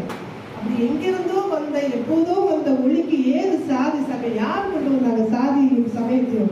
ரொம்ப அழகா புதுமை பித்தன் அவர்கள்லாம் கடவுள் மறுப்பாளர் தான், ஆனாலும் கூட அற்புதமான கருத்துக்களை சொல்லுவார். இந்த உலகத்துல எல்லாவற்றையும் படைத்தது இறைவன், அதுக்கு பேர் வச்சது நாம. மனுஷனை படைச்சது இறைவன். ஆனா மனுஷனுக்குள்ள பல வகையாக பிரித்து கொண்டு நீ அந்த சாதி, நான் இந்த சாதி, நீ அந்த மதம், நான் இந்த மதம்னு நம்மை நாம் பாகுபடுத்தி கொண்டது. நாம தான் கடவுள் ஒருத்தரே சாதியோட படைக்கல. பிறக்கும் போது எங்கேயாவது சாதியோட பிறந்திருக்கோமா? நம்ம எந்த குழந்தையும் அப்படி பிறக்கவில்லை. அது அழகா சொல்லுவாரு, சாதியும் சமயமும் மதமும் காணா ஆதி அனாதியாம் அருட்பெரும் ஜோதி. ஆதி அனாதி, ஆதியில தோன்றிய ஜோதி, முதல்ல தோன்றியது ஒளிதான். அந்த ஒளிக்கு எந்த சாதியும் மதமும் கிடையாது. சாதியும் சமயம் வரிசையா எழுதுறாங்க, நிறைய எழுதுறாரு. நான் ஒரு 4-5 தான் உங்களுக்கு கொண்டு வந்திருக்கேன். சாதியும் சமயமும் மதமும் பொய்யென ஆதியில் உணர்த்திய அருட்பெரும் ஜோதி. வல்லபெருமானுக்கு அவர் வணக்கத்துக்கு அந்த கடவுள் வழிபாட்டுக்குள்ள போகும்போது சின்ன வயசுலயே இதெல்லாம் பொய்ன்னு சொல்லி இறைவன் உணர்த்திட்டாரு. அதை விட இன்னொரு முக்கியமா சொல்லுவாரு, இறைவன் கட்டியே அவர் வேண்டுதல் வைக்கிறாரு. இந்த சாதி சமயம்லாம் எதை பொறுத்தது? இந்த ஆன்மாவுக்கு இருக்கா? இன்னைக்கு என்னுடைய ஆன்மால என்னுடைய உடல்ல இருக்கு, நாளைக்கு இது எந்த நாயோட உடல்ல இருக்குன்னு தெரியாது. அதனால இது அந்த நாய்க்கு எந்த சாதி தெரியுமா நமக்கு? அதனால அவர் சொல்றாரு, கடவுள்கிட்ட வேண்டுகின்றார், நீ இந்த மனுஷங்களுக்கெல்லாம் சொல்லி கொடுப்பா. இந்த சாதி சமயம் என்பது எல்லாமே நாயின்னு பேர் வைக்கிறோம், பூனைன்னு பேர் வைக்கிறோம், மனிதனுக்கு பேர் வைக்கிறோம், பறவை என்று பேர் வைக்கின்றோம். இது எல்லாமே இந்த உடலுக்கு தான். அதுக்குள்ளே இருக்கக்கூடிய ஆன்மாவுக்கு ஒரு பேரும் கிடையாது. அதனாலதான் சொல்றாரு, எம் குலம் எம் இனம் என்பது 96 அங்குலம் என்று ஊரை அருட்பெரும் ஜோதி. நீ அதை எல்லாருக்கும், எல்லா மனுஷனுக்கும் அதை சொல்லி கொடுக்கணும். இது எல்லாமே இந்த உடம்புக்கு தான். அழிய போகின்ற இந்த உடம்புக்கு தான் நம்ம இத்தனை பெயர்களை வைத்துக் கொண்டு அடைந்து கொண்டிருக்கோம். ஆனா உள்ளே இருக்கக்கூடிய ஆன்மா மாறி மாறி மாறி பயணம் செய்யக்கூடியது. பெருமான் ஐயோ அந்த குடியிருக்கக்கூடிய வீட்டை பத்தி சொல்லுவார். ஆன்மா எப்படிலாம் குடியிருக்குதுங்கிறது எனக்கு அவ்வளவு நேரம் இப்ப இல்லைன்னு நினைக்கிறேன். ஏன்னா நான் இன்னும் சொல்ல வேண்டியது நிறைய இருக்கு. இதை சொல்லிட்டு வரும்போது இந்த புரட்சின்னு ஏன் வள்ளலாரை நம்ம சொல்லுகிறோம், ஏன் புரட்சின்னு பேசுறோம் வள்ளலாரை அப்படின்னா, நீங்க சகஸ்ரநாமம்னு சொல்லுவாங்க மற்றதுல, விஷ்ணு சகஸ்ரநாமம், லலிதா சகஸ்ரநாமம், இதெல்லாம் பார்த்தீங்கன்னா 1000 முறை நாமங்களை சொல்லுவது. அந்த கிருஷ்ணனுடைய நாமத்தையோ இல்லை விஷ்ணுடைய நாமத்தையோ அல்லது சிவ அம்பிகையுடைய நாமத்தையோ 1000 முறை சொல்லுவதுக்கு சகஸ்ரநாமம் பேர். நம்ம அருட்பெரும் ஜோதி 1000 முறை சொல்றோமா?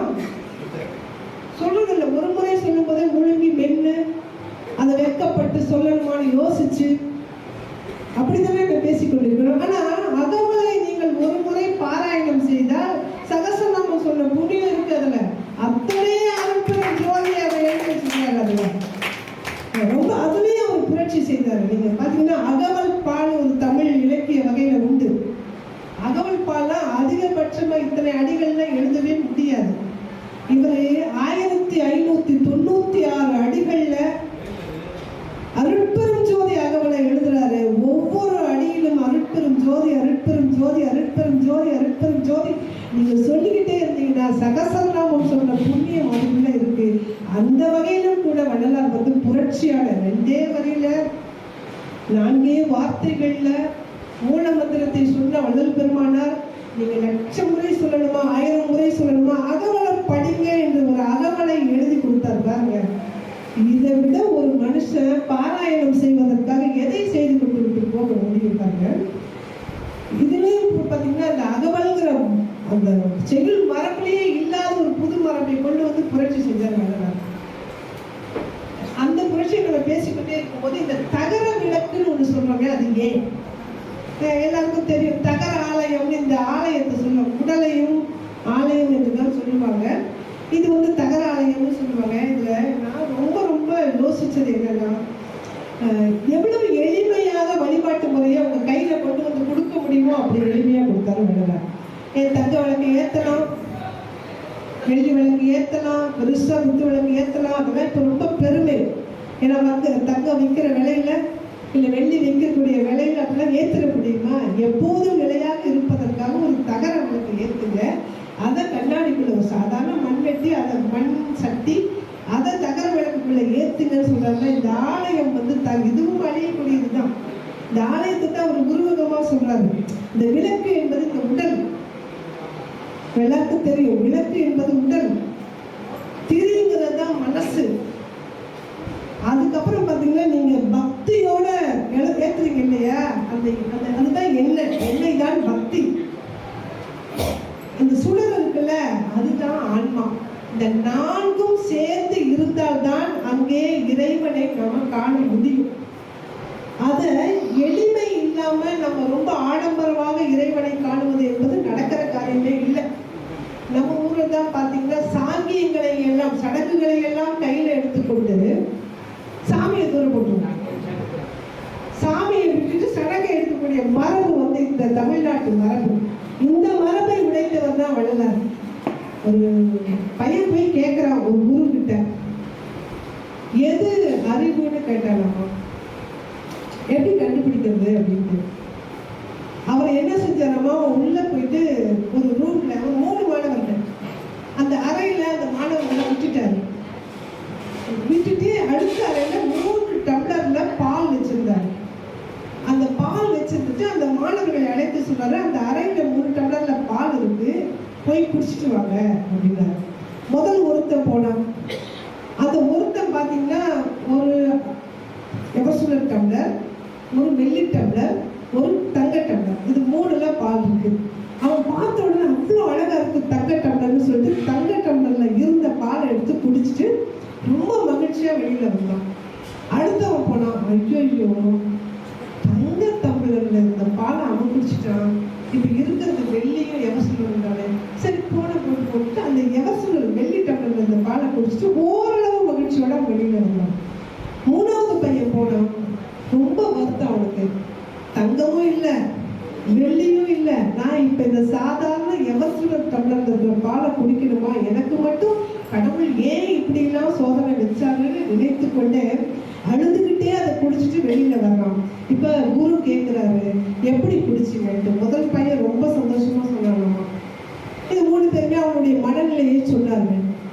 அப்ப குரு சொன்னாரம்மா, டேய் 3 டம்ளர்ல இருந்தது என்ன, நல்ல ஏலக்காயெல்லாம் போட்டு நல்ல மசாலா பால், ஒரே மாதிரி பால் தானே 3 டம்ளர்லயும் வச்சிருந்தோம், நீ எதை குடிச்சா என்ன, நீ குடிச்சது பால், நீ ஏன் தங்க டம்ளர்ல குடிக்கணும் வெள்ளி டம்ளர்ல குடிக்கணும்னு ஆசைப்படுற அப்படின்னு கேட்டு, நீ குடிக்க வேண்டியது பால், ஆனால் நீ குடிக்க நினைத்தது டம்ளரை.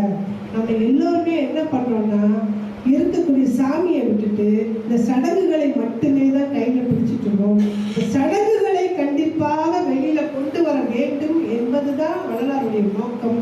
அதனாலதான் நீங்க வெளியிட்டு விளக்கு, தங்க குத்து விளக்கு இதெல்லாம் ஏத்தாதீங்க, சாதாரணமா மண் சட்டியில விளக்கு வைத்து அதை ஒரு தகர விளக்காக ஏத்துக்கன்னு சொல்லி எளிமையை, கடவுளைத்தான் நீ பார்க்கணும் வழிய விளக்க பார்க்க வேண்டிய அவசியம் உனக்கு இல்லைன்னு சொல்லிட்டு சாதாரணமாக தகர விளக்கை நமக்கு அறிமுகப்படுத்தியவர் வள்ளல் பெருமானார். இதுவும் புதுமை தானே.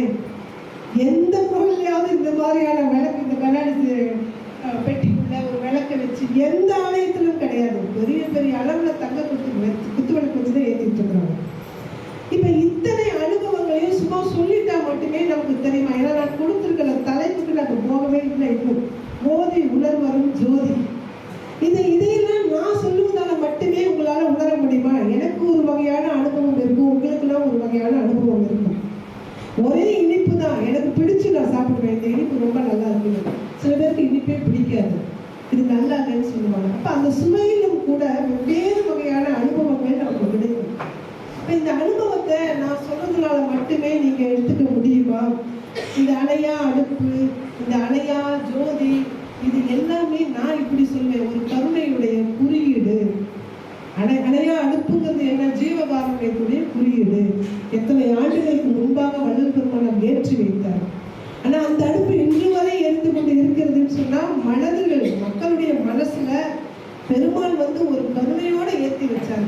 அந்த கருணையை இதுவரைக்கும் உடல் பிடித்து தேர் இழுத்து கொண்டு வந்திருக்கிறார்களே, அப்ப வள்ளலாருடைய சன்மார்க்கிகளுடைய மனசுல கருணை என்பது இருக்குன்னு தானே நம்ம எடுத்துக்கணும். அப்ப எத்தனை கருணையாளர்கள் இன்னும் இப்ப சொன்னாங்க, இந்த மொபைல் இந்த இதெல்லாம் டைல்ஸ்லாம் வந்து ஒரு ஐயா வந்து சத்தமே இல்லாம போட்டு கொடுத்துட்டு போனாங்க, எதையுமே எதிர்பார்க்காம அப்படின்ட்டு. அப்படித்தானே ஒவ்வொருவரும் வள்ளலாருக்கு சத்தமே இல்லாமல் எதையாவது செய்யணும். ஆனா வள்ளலாருக்கு செய்வதில்லை, வள்ளலாருக்கு செய்வது எல்லாமே இந்த ஆன்மீகத்துக்கு, இந்த ஆன்மாக்களுக்கு, இருக்கக்கூடிய மக்களுக்குன்னு செய்து கொண்டிருக்கிறாங்க இல்லையா? அதனாலதான் இந்த அணையாத அடுப்பு என்பது தொடர்ச்சியாக இவ்வளவு ஆண்டு வருவது என்பதற்கு எது அடிப்படைன்னு சொன்னா அது ஒரு குறியீடு. அது ஜீவ காருண்யத்துடைய அல்லது மக்களுடைய மனசுல இருக்கக்கூடிய கருணையுடைய குறியீடாகத்தான் தொடர்ந்து அனுபவிச்சு. அதே போலதான் அந்த தகர விளக்கு ஜோதி வழிபாடு என்பதும் சமத்துவத்தை பேணுகின்ற அத்தனை பேர் இந்த ஜோதி வழிபாடுகளை வந்துருவாங்க. இந்த சிவன் விஷ்ணு இது எல்லாம் இருக்கும் நமக்குள்ளே இருக்குன்னா அதை கடந்து இதுக்குள்ள நம்ம வரணும் அப்படின்னா அனுபவம் தாங்க இதுக்கெல்லாம் வந்து சொல்லிக் கொடுக்கணும். அனுபவம்னா எப்படி வந்து சொல்லிக் கொடுக்க முடியும்னா நாம பெறுகின்ற வள்ளலாரிடம் நான் பெறுகின்ற அதே அனுபவத்தை நீங்கள் பெற முடியாது. நீங்கள் பெறுகின்ற மாணிக்கவையா பெறுகின்ற அனுபவத்தை நான் பெற முடியாது. ஒவ்வொருவருக்கும் ஒரு வகையான அனுபவம் இருக்கும். ஒரே ஒரு சின்ன விஷயத்தை சொல்லி நான் நிறைவு செய்யறேன். ரொம்ப நேரம் முடிச்சு நான் நினைக்கிறேன். நாவுக்கரசருடைய பாடல்களை சொன்னேன். ஐயா பேசும்போது சொன்னாங்க கார்ல பயணம் செஞ்சோம், கார் கிளம்பல. அது அலுவலகத்துக்கு போகும்போது கார் கிளம்புகிறது, ஆனா ஆலயத்துக்கு போகும்போது கார் கிளம்பல அப்படின்னு சொன்னாங்க. நாவுக்கரசருக்கு அப்படிப்பட்ட அனுபவம் உண்டு. இங்கேருந்து அவர் போறாரு, எங்க கைலாயத்துக்கு போறாரு. வயசாச்சு அவருக்கு, கிட்டத்தட்ட அவர் 90 வயது இருப்பார். போயிட்டாரு, கைலாய மலைக்கு கீழே போய் நிற்கிறாரு. அதுக்கு மேல ஏற முடியல, கை காலை எல்லாம் தேய்ச்சி ஏற முடியல. வேண்டிக்கிறாரு இறைவன்கிட்ட, அப்பா இதுக்கு மேல என்னால ஏற முடியல, நீங்க எனக்கு காட்சி கொடுன்னு சொல்லி வேண்டுறாரு. சிவபெருமான் சொல்றாரு, நீ திருவையாருக்கு வா, அங்க உனக்கு காட்சி கொடுக்குறேங்கிறார். நீங்க யோசிச்சு பாருங்க, மலை அடிவாரத்துல இருந்து மலை மேல போறது பக்கமா, இல்ல இமய கைலாயத்துல இருந்து திருவையாருக்கு வருவது பக்கமா? எப்படி சோதிக்கிறாரு பாருங்க கடவுள். அந்த சோதனைக்கு என்ன காரணம்னு நான் சீரியஸ் ஐயாக்கிட்ட தான் கேட்டேன். எதுக்கு அவர் சோதிக்கணும் அவ்வளவு அப்படின்னா, அவர் வேற சமயத்துக்கு போயிட்டு வந்தாரு, அதனால அந்த சோதனை. இன்னொன்று கொடுத்தாரு, அவர் வந்து திருமணம் ஆகாதவர். நம்ம இந்து சமய தமிழர்களுடைய முறை என்ன அப்படின்னா, திருமணத்துக்கு பிறகுதான் துறவு. ஆனா அவர் திருமணமே செய்து கொள்ளாமல் துறவுக்கு போயிட்டவர். அங்க திருவையாருக்கு வான்னு சொல்லிட்டு அங்கே அம்மையும் அத்தனுமாக நின்று காட்சியை கொடுத்தாருன்னு சொல்லுவார் அவர். இதெல்லாம் வந்து அனுபவங்கள் தான், நம்ம கேட்கக்கூடிய அனுபவம். நாவுக்கரசருக்கு அப்படிப்பட்ட அனுபவம் தான் கிடைச்சது. அவர் சமண சமயத்துக்கு போயிட்டாரு. சமண சமயத்துல இருக்கிறாரு, தீராத வயிற்று வலி. எல்லாருமே தெரிஞ்ச கதை தான். இந்த தீராத வயிற்று வலி வரும்போது அவருடைய அக்கா திலகவதியார் சைவத்துல இருக்கிறாங்க. அவங்க என்ன பண்ணாங்க, ஒரு திருநூரை போய் பூசி விட்டுட்டு ஒரு பதிகத்தை பாடுகிட்டாங்க. வயிற்று வலியில அவ்வளவு துடிச்சு அந்த நாவுக்கரசருக்கு சரியா போயிடுச்சு. நமக்கு போகுமா அப்படின்னா, எனக்கு அந்த அனுபவம் வந்தாதான் தெரியும். அவருக்கு அந்த அனுபவம் வந்தது மீண்டும் சைவத்துக்கு வர்றாரு. சைவத்துக்கு வந்ததுக்கு அப்புறம் தான் கூற்றாயின வாறு பாடலை எழுதுகின்றோம். அந்த பாட்டை நம்ம இப்ப பாடினாலும் கூட நமக்கு நோய் தீரும் என்பது நம்முடைய ஐதீகம். நோய் யாருக்காவது இருக்கு அப்படின்னா அந்த 10 பதிவுகளை பாடினால் நமக்கு வழி இல்லாமல் நம்ம இருக்கிறோம் அப்படிங்கிறது ஐதீகம். இன்னொரு விஷயம், இந்த நாவுக்கரசருடைய இந்த சமயத்துக்கு வருவதற்கும் இந்த வழிபாட்டுக்கு வருவதற்கும் கூட அவருடைய உடல் சார்ந்த அனுபவம் தான் காரணமா இருக்குது. சொல்லியிருந்தா வந்திருக்க மாட்டேங்குது. அவங்க அக்கா திலகவதியார் தொடர்ந்து சைவத்துக்கு வான்னு அழைத்து கொண்டே இருந்தாரு. முடியவே முடியாதுன்னு சமணத்துல இருந்தவர் இங்க வரணும் அப்படிங்கிற போது அவருக்கு ஏற்பட்ட அனுபவம் தான் அவரை சைவத்துக்கு அழைத்து கொண்டார்கள். ஐயா வந்தபோது கவியரசர் கண்ணதாசன் பற்றி ஒரு விஷயத்தை சொன்னாரு. எப்படி வந்து நொந்து அனுபவத்தின் மூலமாக பாட முடியும் அப்படின்னு சொன்னாரு. நீங்க சொன்ன உடனே எனக்கு இன்னொன்றும் நினைவுக்கு வருது. கவிஞர் கண்ணதாசன் எல்லாருக்கும் தெரியும், அவர் வந்து நாத்திகவாதி. நாத்திகத்துல தான் இருந்தார். அண்ணாவோட பழக்கம், பெரியாரோட பழக்கம், முத்தமிழர் கலைஞரோட பழக்கம், எம்ஜிஆரோடவும் பழக்கம், எல்லாருமே நாத்திகவாதிகள் தான். அவரோட தான் கண்ணதாசன் பழகி கொண்டு இருந்தாரு. முழுக்க முழுக்க நாத்திகவாதியா இருந்தார். ஒரு முறை சாண்டோ சின்னப்ப தேவர், அவர் வந்து தயாரிப்பாளர், அவரும் கண்ணதாசனும் ஏதோ ஒரு பட வேலையாக கார்ல போயிட்டு இருக்கிறாங்க. அப்படி போய்கொண்டு இருக்கும்போது ஒரு ஆக்சிடென்ட் நடந்தது, விபத்து. அந்த விபத்துல ஓரளவு அடிபட்டவர் சாண்டோ சின்னப்ப தேவர். அவர் தப்பிச்சிட்டாரு. கண்ணதாசனுக்கு பலமான அடிபட்டு மயங்கிய நிலையில கிடக்குறாரு. 2-3 நாள் மருத்துவமனையில இருக்கிறாரு. மயக்கமே தெரியல. அப்ப ஏதோ ஒரு ஆலயத்துக்கு, சிவன் ஆலயத்துக்கு போகிறார் சாண்டோசன். அவர் பக்திமான். போகும்போது அங்க காஞ்சி பெரியவரை பார்க்கிறாரு. இவர் போய் நின்ன உடனேயே, என்னால் படித்தது இல்லைங்க, இவர் போய் நின்ன உடனேயே காஞ்சி பெரியவர் கேட்டாராமா, கண்ணதாசன் எப்படி இருக்கிறாரு? இவருக்கு அதிர்ச்சியா இருந்துச்சாமா. அந்த விபத்து தெரிஞ்சிருக்கு, கேட்குறாரு. இல்லை மயக்க நிலையில தான் இருக்கிறாரு என்று சொன்ன உடனே காஞ்சி பெரியவர் கொஞ்சம் திருநூறை கொடுத்துட்டு இதை கொண்டு போய் வச்சு விடுங்க, எல்லாம் சரியாயிடும்னாரு. ஆனால் இவரால் அதை வாங்க முடியல. ஏன்னா அவர் திருநூறு வச்சுக்க மாட்டாங்க, அவர் பக்கம் நாத்திகர், திருநூறு வைத்துக் கொள்ள மாட்டாரு. இதை கொண்டு போய் நான் என்ன செய்யறது, என்ன சொல்ல முடியும் இவர்கிட்ட, அச்சத்தோட கொஞ்சம் கலக்கத்தோட சரி இவர்கிட்ட ஒன்றும் சொல்ல வேண்டாம்னு வாங்கிட்டாரு. வாங்கிட்டு மருத்துவமனைக்கு வந்து கண்ணதாசன் மயக்க நிலையில இருக்கிறாரு. அவருடைய நெத்தியில என்ன வேணா ஆகட்டும், என்னுடைய நம்பிக்கைக்கு நான் வைத்திருக்கேன்னு சொல்லிட்டு அந்த திருநூறை வச்சுட்டாரு. இப்ப கண்ணதாசன் வந்து அதனாலதான் அவருக்கு மயக்கம் தெளிஞ்சிச்சுன்னு நான் சொல்ல வரல. ஏன்னா அது அவருடைய அனுபவம், எனக்கு தெரியாது எப்படின்ட்டு. நான் மறுநாள் மயக்கம் தெளிகிறாரு, உடல்நலம் கொஞ்சம் சரியாகுது. தெளிச்ச உடனே அவர் கண்ணாடியில பாக்குறாராமா, நெத்தியில திருநூறு. அன்றுதான் அவர் நம்ப ஆரம்பிக்கிறாரு, ஆத்திகத்துக்கு வருகின்றார். வந்துட்டு அர்த்தமுள்ள இந்து மதம் என்ற நூல் எப்படி நமக்கு கிடைத்ததுன்னு சொன்னா, காஞ்சி பெரியவர் அவருக்கு வைத்து விட்ட அவர் கொடுத்து அனுப்பிய திருநூறு, அதன் மூலமாக அவருக்கு உடல்நலம் சரியானது. அன்றுதான் அவர் தொடங்குறாரு, அர்த்தமுள்ள இந்து மதத்தை நான் எழுத வேண்டும்னு தொடங்குறாருங்கிறது இது வரலாறு. இது எல்லா நூல்களையும் எழுதியிருக்கும். கண்ணதாசன் வந்து நாத்திகத்துல இருந்து எப்படி ஆத்திகமாக மாறினார் அப்படிங்கிறத ரொம்ப அழகா எழுதியிருப்பாங்க. அப்படி மாறின கண்ணதாசன் எழுதுவாரு. நான் நிறைவாக முடிச்சிடுறேன். அவர் தான் சொல்லுவாரு, இந்த கடவுள் இதெல்லாம் வந்து கண்ணதாசன் சொன்னாலும் நான் எடுத்துக்க மாட்டேன், காஞ்சி பெரியவரே வந்து சொன்னாலும் நான் எடுத்துக்கொள்ள மாட்டேன். அவரவர்களுடைய அனுபவத்தின் மூலமாகத்தான் அவரவர்கள் இறைவனை அடைய முடியும், பார்க்க முடியும், இறைவனை நினைக்க முடியும். எல்லாருக்கும் ஒரு அனுபவம் இருக்கும். அந்த அனுபவத்தை பற்றி கண்ணதாசன் சொன்ன ஒரே ஒரு கவிதையோடு நான் நிறைவு செய்கின்றேன். கண்ணதாசன் போய் கடவுள்கிட்ட கேட்கிறாரு. ஏன்னா அவர் அப்புறம் கடல் பாடல்கள் நிறைய எழுத ஆரம்பிச்சாரு. அவ்வளோ அவர் கிறிஸ்தவத்துக்கும் எழுதுறாரு, இந்து சமயத்துக்கும் எழுதுறாரு. அவர் போய் இறைவன் கிட்ட கேட்கிறாரு, பிறப்பின் வருவது யாதென கேட்டு, பிறந்தா என்ன கிடைக்கும்? உடனே அவர் சொன்னார், கடவுள் பிறந்து பாருன கடவுள் படித்தான், பிறப்பின் வருவது யாதென கேட்டேன், பிறந்து பாருன கடவுள் படித்தான், படிப்பென சொல்வது யாதென கேட்டேன், படித்து பாருன கடவுள் படித்தான், அறிவென படுவது யாதென கேட்டேன். எதுப்பா அறிவுன்னு கேட்டாரு. அறிந்து பாருன கடவுள் படித்தான், பாசம் என்பது எது என கேட்டேன். பாசம்னா என்ன? வழங்கி பாருன இறைவன் பணித்தான், மனையால் சுகம் என்பது எது என கேட்டேன், மணந்து பாருன இறைவன் பணித்தான். கல்யாணம் பண்ணிக்க அப்பதான தெரிவித்தாரு. மனையால் சுகம் எப்படி இருக்குன்னு போய் கடவுள் கிட்ட கேட்டா, கல்யாணம் பண்ணி பார்த்துக்கிறாரு. அவர் எப்படி சொல்ல முடியும்? அதை மணந்து பாருன இறைவன் பணித்தான், பிள்ளை என்பது யாதென கேட்டேன், பெற்று பாருன இறைவன் பணித்தான். பிள்ளை எப்படி இருக்குன்னு கேட்டா, நீ பெற்று பாருன அப்பதான தெரிவித்தாரு. முதுமை என்பது யாதென கேட்டேன், முதிர்ந்து பாருன இறைவன் பணித்தான். நீ வயசாய் பாரு, முதுமையோட இருந்து பாரு, அப்ப தெரியும்னு சொன்னாரு. வறுமை என்பது யாதென கேட்டேன், வாடிப்பார். வறுமைனா வாடணும். வறுமை என்பது யாதென கேட்டேன், வாடி பாருன இறைவன் படித்தான். இறப்பின் பின்னது எது என கேட்டேன்.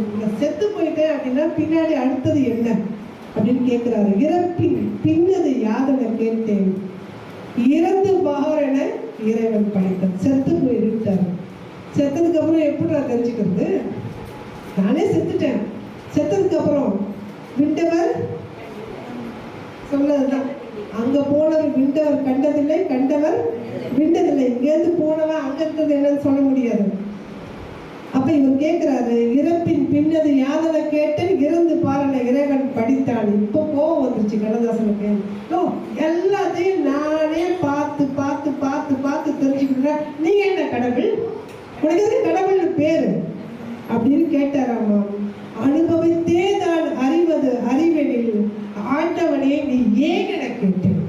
அப்புறம் நீ ஏன் ஆண்டவன் இருக்கிறேன்னு கேட்ட போது, ஆண்டவன் சற்றே அருகில் வந்து அனுபவம் என்பதே நான் தான் என்றார். ஆண்டவன் சற்றே அருகில் வந்து அனுபவம் என்பதை நான் தான் சொன்னார். அருட்பெரும் ஜோதி அனுபவமும் அப்படித்தான். இறைவன் எப்படி இருப்பான், சிவன் எப்படி இருப்பான், ஜோதி எப்படி இருக்கும், அந்த ஜோதியை எப்படி நம்முடைய அனுபவத்தாலேன்னா பாரதியார் சொல்லுவார், தீக்குள் விரலை வைத்தால் நந்தலாலா நீங்க தீண்டும் இன்பம் தோணுதையே நந்தலாலா பாருங்க. தீனா சுடும்னு நாம் நினைச்சிட்டு இருப்போம். ஆனால் அருட்பெரும் ஜோதி என்பது சுடக்கூடிய தெய்வம் அல்ல. அது ஜீவகாருண்யத்தை, கருணையை, தயவை, உயிர் இரக்கத்தை இத்தனை பேருடைய மனசுல வளர்த்து கொண்டு இருக்கக்கூடிய அந்த அருட்பெரும் ஜோதி ஆண்டவருடைய அனுபவத்தை அவரவர்கள் அறிந்தால் மட்டும்தான், அவரவர்கள் உணர்ந்தால் மட்டும்தான், அவரவர்கள் அனுபவித்தால் மட்டும்தான் அந்த உண்மையை, அந்த எளிமையை, அந்த கருணையை, அந்த அன்பை, அந்த பாசத்தை, இது எல்லாத்தையுமே நம்மளால புரிஞ்சிக்க முடியும்.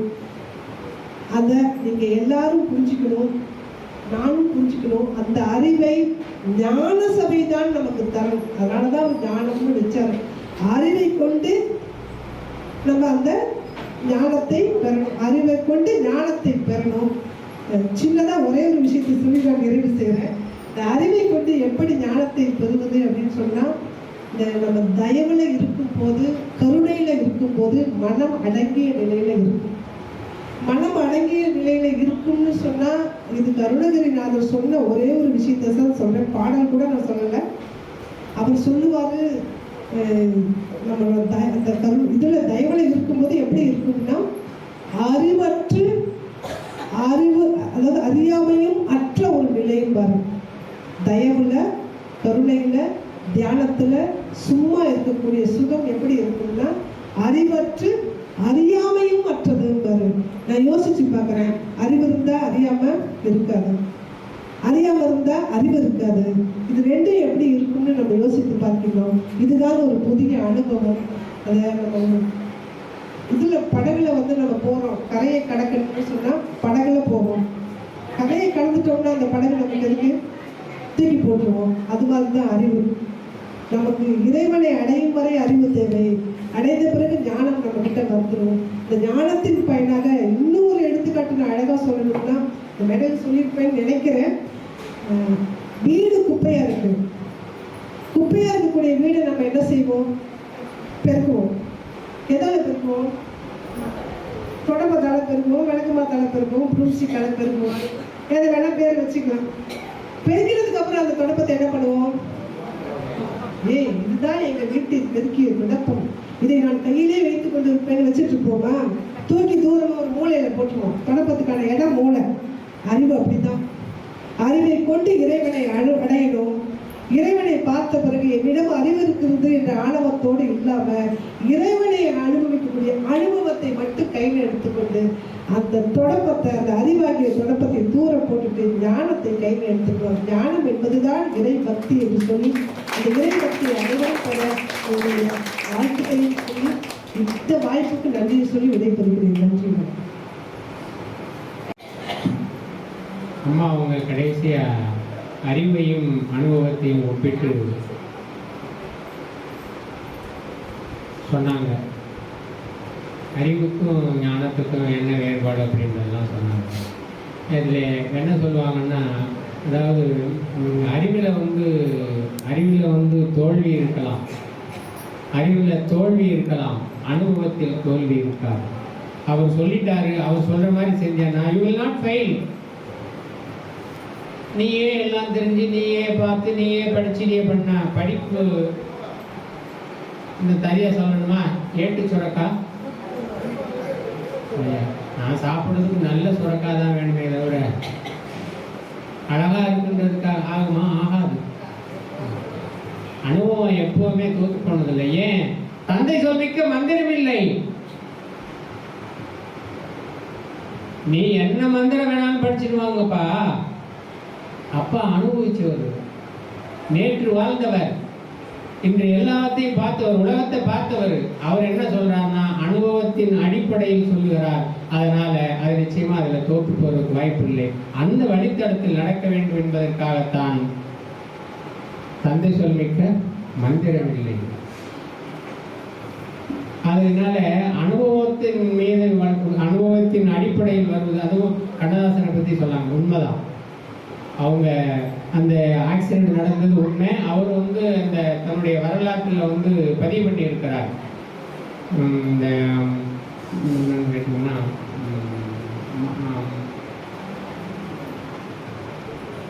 2 நூல்கள் எழுதியிருக்கார் அவர் கண்ணதாசன். அந்த வரலாறுகளை பற்றி சொல்ல போகும்போது வாசம் கரெக்டாக வனவாசம் மனவாசம் அதில் சொல்ல போகும்போது அதை பதிவு பண்ணுறாரு. ஏன்னு கேட்டால் அவங்களுக்கு தொலைநோக்கில் தெரிஞ்சிருக்கு சுவாமிகளுக்கு, நீ இந்த சமயத்துக்கு நீ பணி செய்ய வேண்டியது இருக்கு அப்படின்னு. அவரை ஐயோ என்ன வேடிக்கை என்னன்னு தெரியுமா உங்களுக்கு, அவர் காஞ்சி பெரியாரை பற்றி கண்ணா பின்னான்னு பேசிட்டு வந்தார். அவங்க அதை சொல்லலை, அவங்கள பற்றி கண்ணா பின்னான்னு பேசிட்டு வந்தார். அதை பேசி கேட்ட அந்த செய்திகள்லாம் அவருக்கு போய் சேர்ந்துருச்சு. இன்னொன்று அப்புறம் ஐயோ இப்படி பேசுகிறானே, இது என்ன நேரம் போகுது அப்படின்றது அவங்களுக்கு தெரிஞ்சிருக்கு.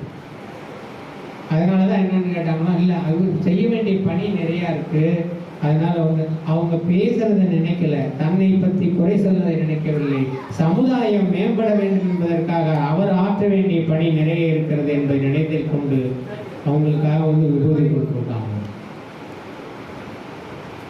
அதனால தான் இன்னைக்கு நம்ம அர்த்தமுள்ள இந்து மதத்தை வந்து உண்மையில அது உண்மையிலே எல்லாரும் படித்து பார்க்கலாம்.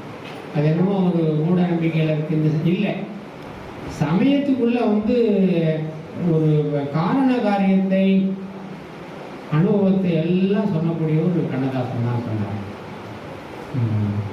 நீங்கள் காரணமே கண்டுபிடிக்க முடியல, காரணமே சொல்ல முடியலன்னா என்னவா இருக்கும் அப்படின்னு சொல்லி கேட்பார். இந்த மாதிரி நடந்துச்சு, இந்த மாதிரி நடந்துச்சு, இந்த மாதிரி நடந்துச்சு அப்படின்னு சொல்லி சொன்னால் ஒரு கணக்கு போடுறோம், இந்த கணக்குக்கு இதுதான் விடையா வரணும் அப்படின்னு சொல்லி சொல்கிறோம், அது வரமாட்டேங்குது இல்லையா? அந்த நிலையில ஏன்னு கேட்டீங்கன்னா நம்ம கையில எதுவும் இல்லை.